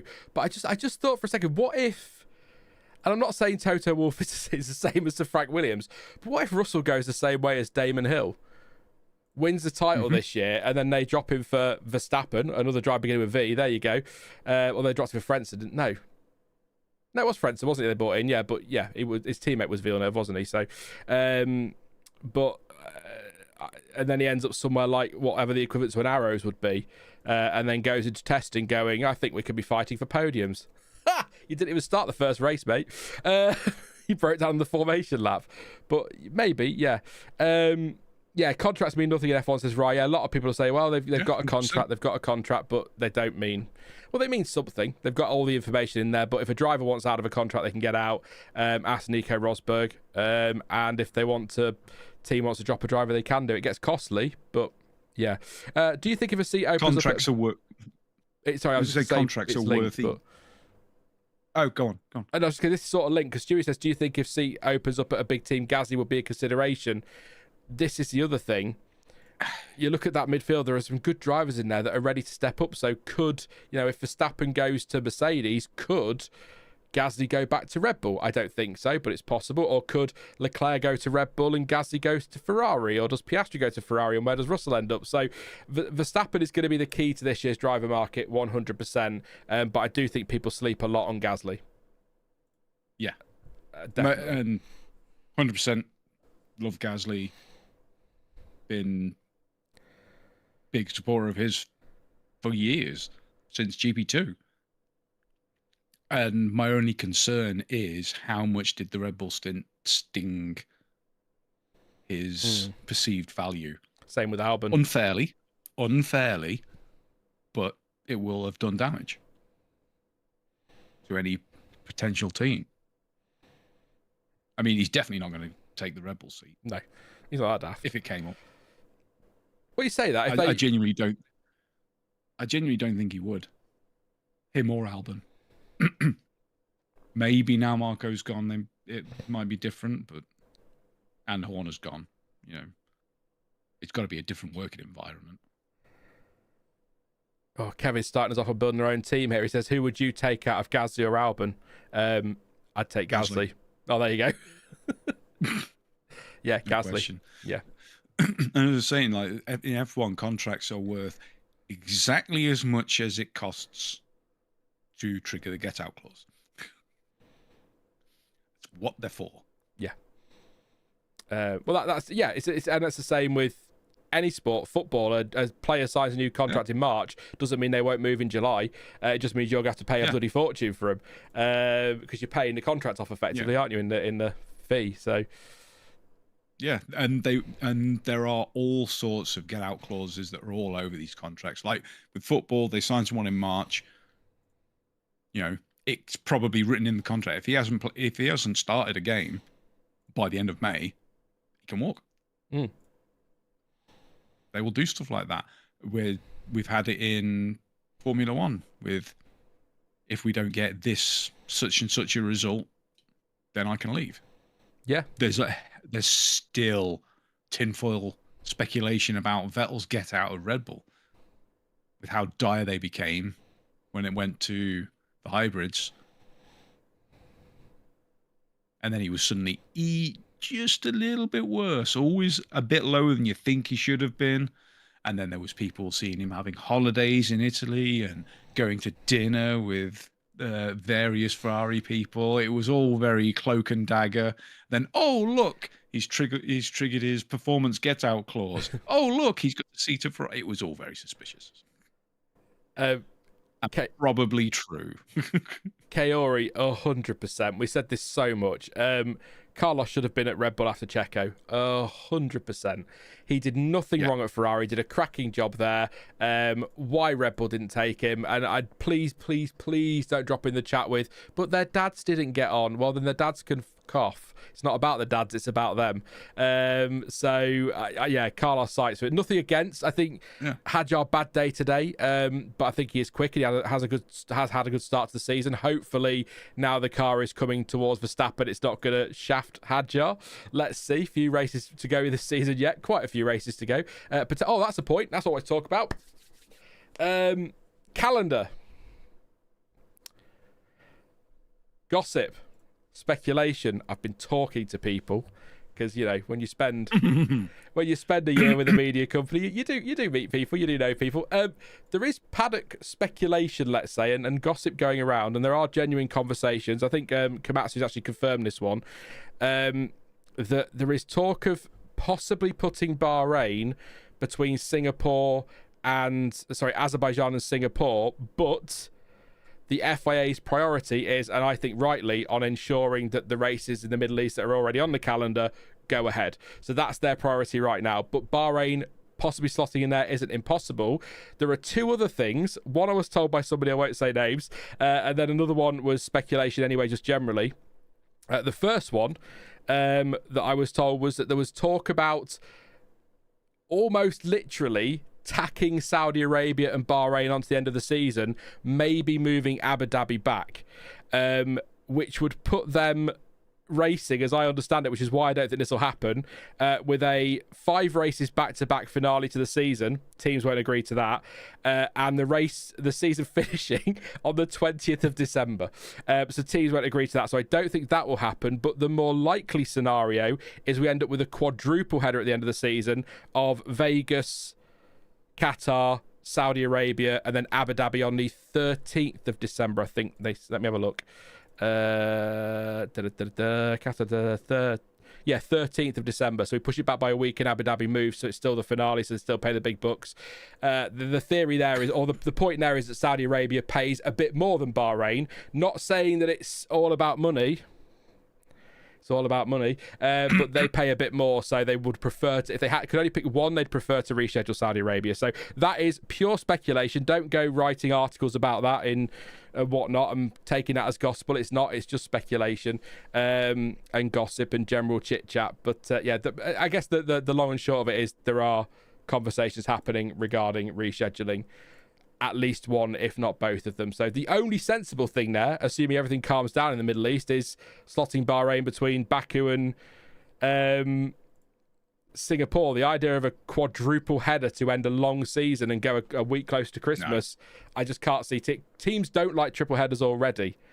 I can't see them going for a quadruple header, and I certainly can't see them accepting 5 in a row. There's not a racing 5 days before Christmas. It's not going to happen. Yeah, but not a chance. There could be some movement, is what I'm saying. But they were the two theories that were thrown around, which I wanted to mention, not to stir things up, but just because I thought they were quite funny. And I was like, how do you convince teams to race potentially 5 days before Christmas? I'd love it. Don't get me wrong. I would have racing every weekend apart from Christmas week, so I'm fine with that. But then I don't have to travel the world. So, but I do think I think the Bahrain slotting in does make sense. But you could do the same with Saudi, I suppose, couldn't you? That could go in there as well. And I'm not going to get into the politics, but I would suggest of the two races, if things are still a bit tense in the Middle East, do they ever calm down? But if they're still as tense as they are, Saudi's probably the safer of the races to go ahead, given its geographical location. It's right on the sea, isn't it? It's quite a way away. But let's. I guess the point is, FIA right, their priority. Let's make sure we can get the ones that are on the calendar started first before we worry about that. But there is a possibility we drop as low as 22, 21, 20, 19 races. Dropped to 19 this year. Abu Dhabi, Qatar, Baku. Yeah. So, yeah. See, in an ideal world, they'll just keep having the spat-and argument with no one getting killed, so that they still have to take Abu Dhabi off and Qatar. Baku, not going to stay. Not with these regulations, it can't. That's going to be a bloody nightmare. Baku is, but yeah, take all that with the usual pinch of salt. That's just a conversation I wanted to share with fellow fans, because it made it. The thing is, though, we're all going to go, never going to happen, but we never thought triple headers would happen, and they did, and they've not gone away. And I guess the trouble for the teams is the fear that if they say yes to one, all of a sudden, well, we'll do one quadruple header a year then. Oh, we'll do 2 a year, and suddenly they're back. But, I mean, the end of the season makes no sense to me, but that's a conversation for another day anyway.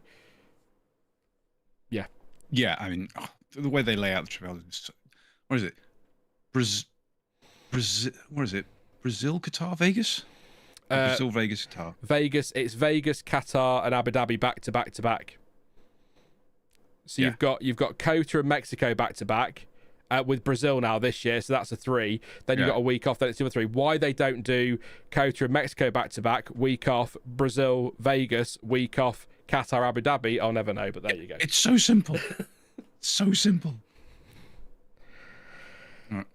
Yeah. That's it. Any more questions there? Sorry, that was a bit of a rant. Carry on, Jonty. I would happily get rid of all Middle East races. Bahrain's the only vaguely decent track. In fact, quite a good track. Only as a night race, though. Yeah. Yeah. Certainly not the endurance layout. My God, that was horrendous. Yes, Nick. Silverstone did offer to host another race. Stuart Pringle said they'd be willing to host another Grand Prix if they wanted to, but F1 apparently are not interested in that at all. So I assume because Silverstone won't pay an absolute fortune like Bahrain might, So I wouldn't be surprised, though, I will say, if later in the season we don't get 2 races at one of these tracks in a weekend somehow. Or turn another weekend into a sprint for an extra. I don't know. Just they might try something, but a quintuple header isn't as bad when you're not travelling very fast, says Neelesh. It's an illusion of not travelling very far. This is the thing. Yeah, but Saudi Arabia is a very big country. Jeddah's way over on the west coast on the Red Sea. It's still like it's like something like 600-700 miles, maybe 1,000 miles between that and Abu Dhabi. It's still a huge distance compared to like in Europe with the European races, where you've got like 6 of them all within 12 hours drive. Yeah, but I would say as well about distance, if I lived next door to my workplace, I wouldn't want to do 5 weekends in a row. So it's not necessarily a distance thing. Although I think I would for F1. I'd quite like that, travelling the world with F1. But I guess that's easy to say sat here, isn't it? Much tougher if you're doing it for a living. So 24 weeks was already a stretch for the teams, and I feel like triple headers are the agreed limit. So even the quadruple header seems shocking to me, says Kai, but I tend to agree. I can't see teams agreeing to it unless they get offered a huge amount of money, but we'll see. Let Bahrain out of circuit replace Saudi, Abu Dhabi and Qatar when the area is less volatile. I think I keep Bahrain. I tend to agree with Jonty. I keep Bahrain. And it's not a political thing or any kind of issue with the Middle East. I just think the tracks are crap. I think Bahrain's decent, and I just think they all look like, I mean, Qatar and Bahrain, from certain angles, you'd be forgiven for thinking of the same bloody place. It's just all desert, which is fair enough, but that's why I say Bahrain is a night race. But and Qatar is a horrendous track for cars. Great bike it track. Really is. Oh yeah, it's fantastic for MotoGP because that's specifically what it's designed for. Yeah, funny that. Every other car series I've seen around there has been absolute garbage. Letok says, I think I remember from last year or before last year seeing a report saying the mechanics aren't really happy to be so long away from home. Here's 40-year-old Sean. I get it. And I think if you've got a 24 race calendar and you sign up to do a 24 race calendar, then suck it up. But if the drive, because you're choosing to do that job, if the FIA tries to slap another couple of races in without getting you that you haven't signed up for, fair enough. But I think if you sign up to do a 24 race season and then you moan 12 races in that it's too long away from home, then maybe you should have considered that before taking the job. Or is that really unfair? Yeah. Is that harsh? No, I do agree, but I also think that there's a point where they really can argue about how badly the calendar is laid out. Oh God, yeah, no, that's a completely different conversation. Even without this 5-week gap, we've had this race today, then a 3-week gap Yeah. to a race that's like in the next country. Yeah, it's still a fair distance, but it's still like right next door. Like Miami, Canada should have easily been a back-to-back. Yeah. I know there's issues with the weather. So it's like you make Miami 1 week later, Canada 1 week earlier. Bingo, they're a back-to-back. And the races that would have been on, it wouldn't have been that big a gap. It's like we had it. Can't remember if we did it for 25, but 24 and 23 both had like a ridiculous 3-week gap randomly. Yeah. Just after the summer break. It's like, just spread things out, group things together. It's really not that difficult. Do you know what though? There was never any official word because we had after Silverstone last year before Spa. We had like that extra week, that 3-week gap. No one ever confirmed what that was, and I just got it in my head for some reason. And I'm probably completely wrong. You know what I'm like with my brain and the theories I come up with. But I did wonder if that was a COVID hangover, whether they were thinking let's leave a little gap on the calendar each year in case we need to slot something in. But that's now gone out the window because we've lost 2 races and they haven't slotted one into this 3-week gap between Miami and Canada. So that's gone out the window now, hasn't it? Because they could have done. All right, maybe getting a race in April was a push. I still think they could have done it if they wanted to, but they could have turned around after cancelling Bahrain and postponing Bahrain and Saudi. They could have slotted something in between Miami and Canada or doubled up on Miami or whatever.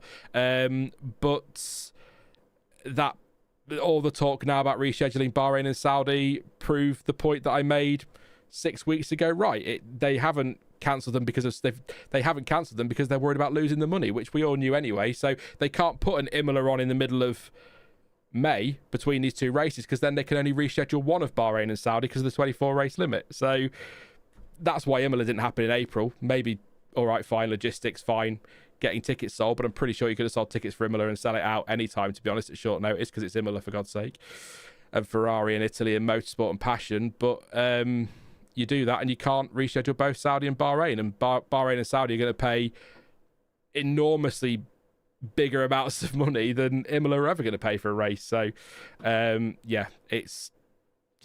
know. That was a conversation for another day, and we've just spent 15 minutes talking about it. That's what we do on this channel. It's not changed, has it? And someone said like Nick in the chat says, in the gap we just had, we could have done a couple of days testing to smooth out the regs. Yeah. I mean, that would have been really sensible. You know, get a few things, a few varied things decided sort of in the first 10 days of that gap. And then during the next 2 weeks, there's plenty of tracks to choose from that are easy to get to. Go do some testing, see what works, see what doesn't, and then we go to the next race. Everyone's a winner. The regs are sorted. Problem solved. It took them until, I think, the 5th day of the 4th week to announce what was changing. About right. That testing thing as well, you could even do it in groups. You could do half the grid do test 1 and half the grid do test 2 so that you're not putting too much on people, so mechanics can have a week off or whatever, or there was a way to do it. But bring back in-season testing. Well, there was actually some forms of in-season testing in the gap.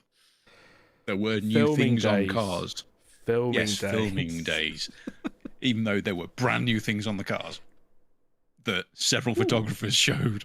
Does that mean if I go on Red Bull and they did a filming day, I might have some B-roll footage of the new rear wing? I'll have to look for that. It's entirely possible. Yeah, there you go. I don't think mechanics get hundreds of thousands. Engineers, yes. I don't know if that's to reply to somebody else, Latox. No, they don't get. Engineers won't get hundreds of thousands of pounds in salary. They'll be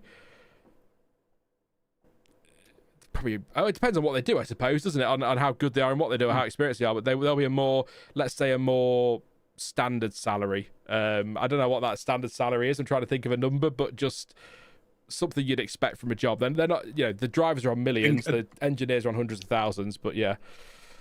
I think at the bottom end of flyaway crews, they're starting around 40 to 45k, maybe 50. As a mechanic in F1, that's right at the bottom end. New people, whatever. lower end. I was overpaid. Jesus. Sorry. Yeah, no, that's ridiculous. Yeah. It's a night. Don't get me wrong. 60k salary, yes, please. I can remember Engine Mode Christ. 11 talking about it. Talking about what like the bottom end guys were getting.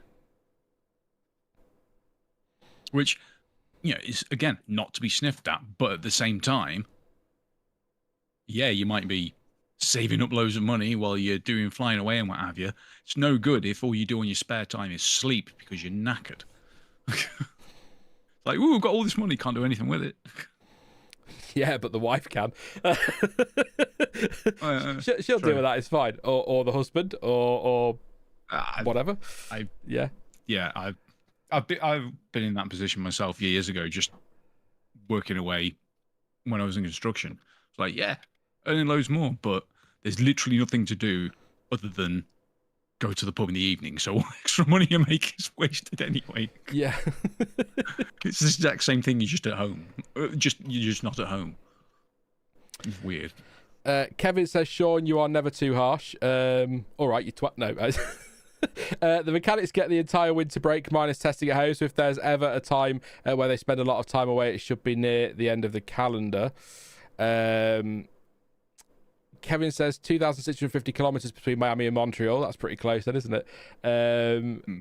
I think infrastructure. Yeah. You know, it's not like they're uncommon places to have flights between over there. Same as any other places, but you also no jet lag to deal with between Miami and Montreal, so another plus. Any more questions relative to this weekend then? Quickly in chat. We'll do some quick fire ones if you can get them in quickly, and then we'll wrap up because we've nearly done the 2 hours. I like to try and stick to 2 hours, which is what we used to call an F1 word hour, although Jonty's got a very specific definition for that, so it's okay. But we usually say an hour and a half, and I said to Stuart, are you free for 90 minutes the other Wednesday? And we went over 2 hours. He was like, yeah, pretty standard, to be fair. So yeah, please do get any questions in you've got. If not, we'll wrap up from there. But I think we're not getting to regulation talk, but I think as an overall wrap up of the weekend, I'd say that whether it was related to the track rather than the regs, or it was a mixture of both, the weekend felt better, particularly qualifying felt better. And again, Martin Brundle, what he said, I think was a really nice way of putting it. They've definitely smoothed something out. It could be track specific, it could be the regulations, but I've come out of this weekend feeling a little bit happier about certain aspects, particularly qualifying. So yesterday's qualifying, Jonty, actually, we haven't mentioned that, was absolutely insane. Yeah, that was great. It was incredible. Till Antonelli turned up, obviously, and did that, but yeah. Yeah, it spoiled the fun. It was, yeah. It was oh, God, 2 1,000s. Oh, wow, 4 100s. Oh, 4/10. Yeah, basically. Oh, well. But yeah, no, I think it was a good weekend overall. Didn't enjoy the sprint, but that's just sprints in Miami. They don't work. So, and of course, if you love your sprints, sprint in Canada as well. And F2 in Canada. That I'm more excited about. F2 in Canada is going to be absolutely nuts. Mate, I'm sorry, I can't say that. Canada. Just say Canada, Canadian Grand Prix. That's all we're excited about. I don't care what the format is. Bloody love that track. True. Yeah, it's fantastic.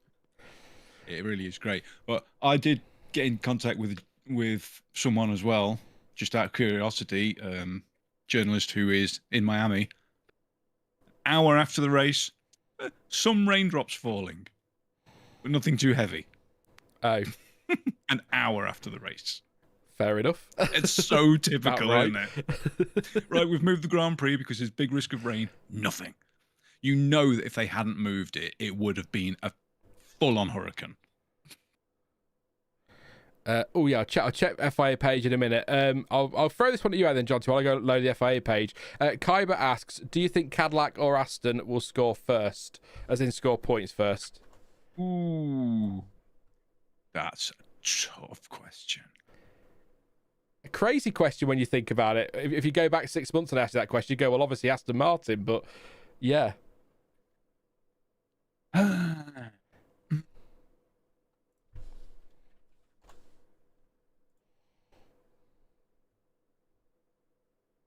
I'm going to say Aston. Just because in the event of a race with enough chaos to get them in position for points, of all of those 4 drivers, Alonso's the one who's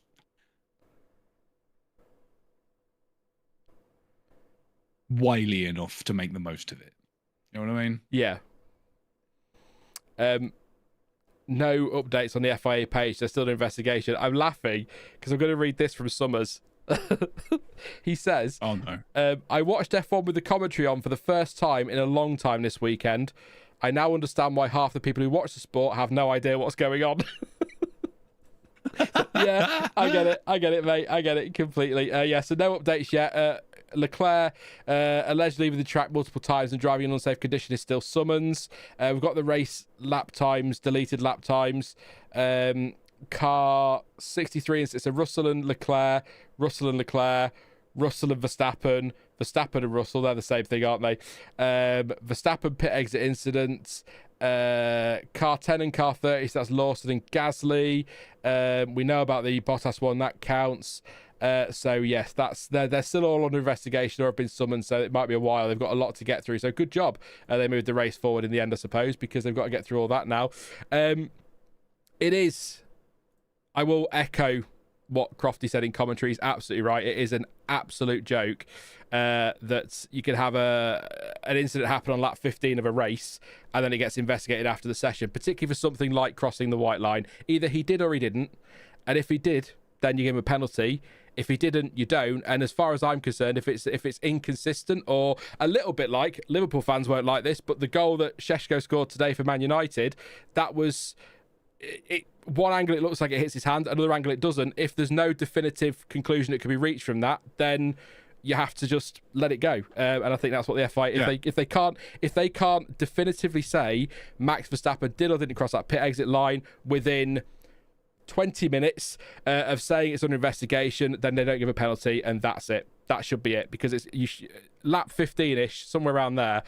Leaving that to the end of the race is just a joke. And Martin Brundle's right. What are they waiting for Max Verstappen for? He's not going to go in there and go, yep, sorry, didn't mean to drive over the line. He's going to say he didn't. So the FIA need to book up their ideas. But I've just realised I mentioned the FIA. We've gone past 2 hours, and Jonty might want to shout now. No.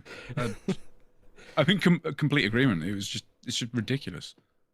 And just what the hell were they doing? You know, at the time, they had basically nothing to investigate.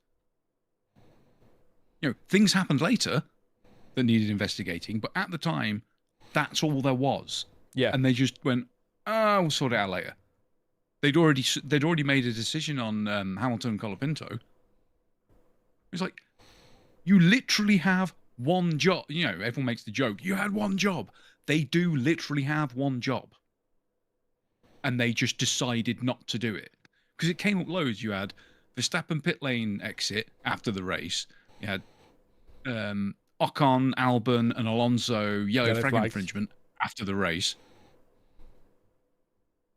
And Lawson, Gasly after the race, fine. They're both out of the race. It's going to make no difference to the race. Yeah.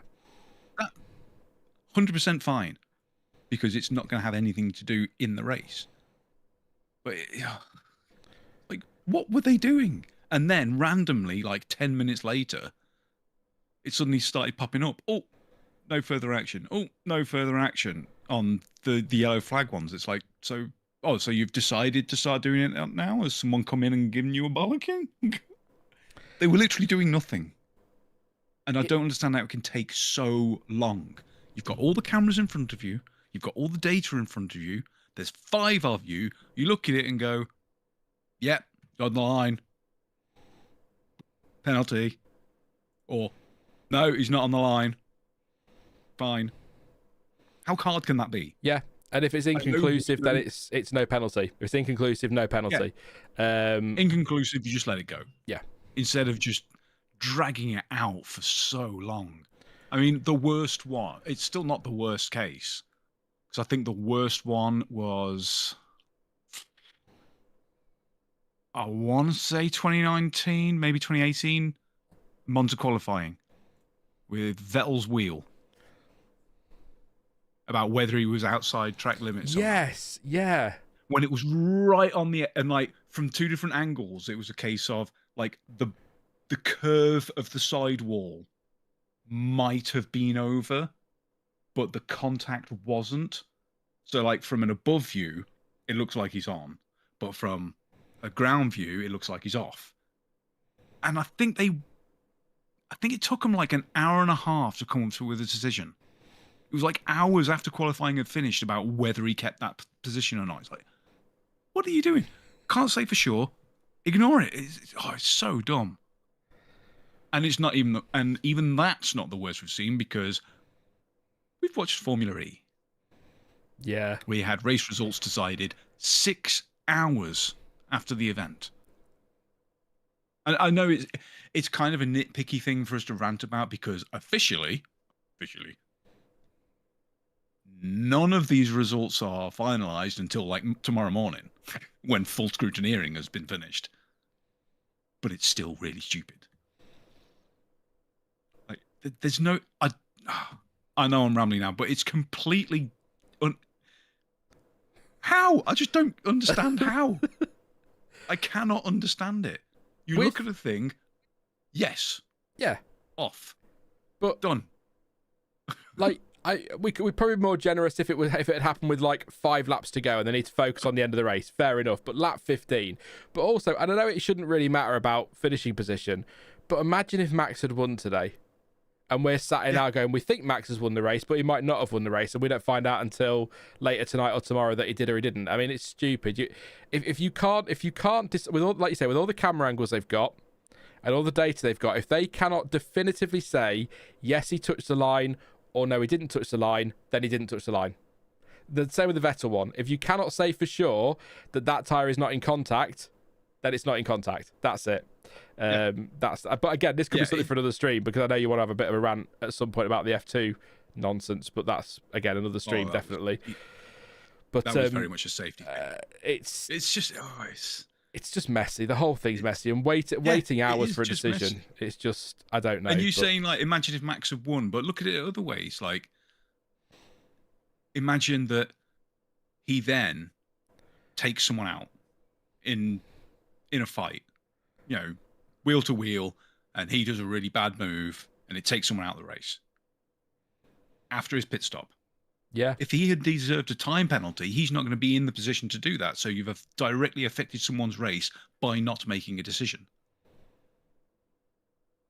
Just make the decision. You know what I mean? Innit? That's it. Yeah. Just make the decision ultimately. But one final thing, then we are finishing, I promise. But don't forget as well, yesterday in qualifying, Alex Albon track limits with Liam Lawson sat in his car waiting to go. The FIA then decided to investigate that. Now, I don't know if that ended up with a penalty in the end. I think it did. So that shafted Liam Lawson's qualify. I'm not saying he would have been on pole. I'm just going to double check that actually, because I didn't check the result yesterday. But Alex Albon has a question about track limits. He went out and track in Q2. Liam Lawson sat in his car going, hang on a minute, I think he's over the line or whatever, and they can't just make a decision. But they should be.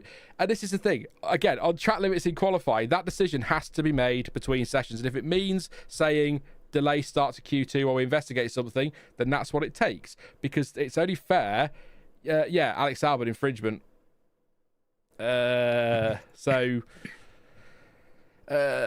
Car 23 exceeded track limits at turn 6 during SQ1. So during SQ1, he shouldn't have been in SQ2. Yeah. But he was allowed to be, despite... Oh, yeah, I can't. They do my head in. But I also will say it's a hard job, to be fair. It is a tough job, but... It would be a tough job if there was one of them. There are 5. That's the biggest issue, I think. And to answer the question in chat here from Nick, how long did we wait until we knew who won Brazil 2003? That was April the following year, officially, because it had to go through Court of Appeal and all sorts of ridiculous arguments, stuff and what have you. And they actually had a proper ceremony where someone handed the trophy over at next race, which was the first race in Australia the following season, which was amazing. It takes that needs to happen more often. ranting. Yeah. In fact, MSC Bars, I definitely tune in for weekly rants from Sean and Jonty. I feel like we do them anyway sometimes when we set them off. But I mean, just to highlight the point I was making, like, say it wasn't Max, say it was Lawson, right? Just as a hypothetical example today. Say it was Lawson that had got the pit exit line cross under investigation, right? And then he's had a pit stop, comes out, has that clash with Gasly. If they then decide after the race that he should have had a 10-second time penalty, he should have been standing still in his pit box for 10 seconds before changing his tyres. He's never going to be in the position that takes Gasly out of the race. Yeah. You know, that's the kind of situations that they cause by not deciding it on the spot. I mean, and yeah, it's could have, would have, should have. But as I keep going back to it, it's literally their job, and it's not that hard. Neelish says the only reason against it is if they need to stick to the 1 hour time slot for broadcasting reasons. I'll counter that by saying 30 years ago, yeah, but with in the UK, Sky F1 being a dedicated broadcaster, lots of other Skies elsewhere being dedicated broadcaster, Apple TV in the US, F1 TV elsewhere. These channels now are dedicated to F1. So if it means that qualifying has to be 2 hours because they have to keep pausing sessions because they need to investigate track limits, then tough. I mean, last thing, I promise that we're finishing. It still really irks me that Sky F1 are not live all day like ITV are when it's the touring cars. And ITV is not a dedicated touring car channel, but they still do it. Whereas Sky F1 come on for an hour and a half. And yes, Simon Lazenby, that was it. Was it the sprint? Was analysing it all with Naomi Schiff and that. And then at one point, we went, we're going to have to get on because we're running out of time. Why are you running out of time? You're a dedicated F1 channel. We ran out of time 20 minutes ago. We're still going, so come on. Not quite the same thing. And if there's a broadcasting time slot issue, didn't seem to affect them at Baku last year. No. Or Canada in 2011 when it was on the BBC. Yeah. We actually changed channels. Wait, or can you remember the days of ITV where it would sort of flip up and go, Coronation Street will follow this programme? Yeah. Because they knew what was important. Exactly. Not watching Alonso and Schumacher on the final 2 laps of Imola was not important, but, you know, Coronation Street, adverts. But anyway, should we leave it there, Jonty? I am. Yes, because I am going to pee myself. Okay, I'll let you go, mate. Thank you so much for tonight. Thank you for the good waffle, and we'll get together again before Canada for a midweek one, I think, and have a good gossip and Q&A and see what happens. Try and get the 3 of us. I'll try. I'll have to do a new overlay. Oh, no. Because I hate spending hours doing that for no reason. I love it. But you've already got it, just like the Wednesday one, but with a third one in the middle, you in the middle instead of pictures. I'll have to look both ways, though, so I can make sure I'm talking to you both. All right, mate, I'll let you go. Always great fun. Yep. And I'll talk to you soon. later, guys. Bye. Bye, chat. Yes, thank you very much to Jonty, and of course to you guys for tuning in as well. We did overrun, but I think you guys seem to enjoy when we just get a bit ranty and rambly as well towards the end. But overall, really enjoyable race for Miami, I would say, and the jury's still out on the regulations, but certainly qualifying felt like a step in the right direction, so hopefully we'll continue to see how the season goes on. But I'm sure many will disagree, but you can let me know in the comments later on if you're watching this later. As always, timestamps will be down there if you want to skip ahead to your favourite bits. But I am going to leave it there, so I'm going to disappear now to the other screen, so I'll wave as I go bye.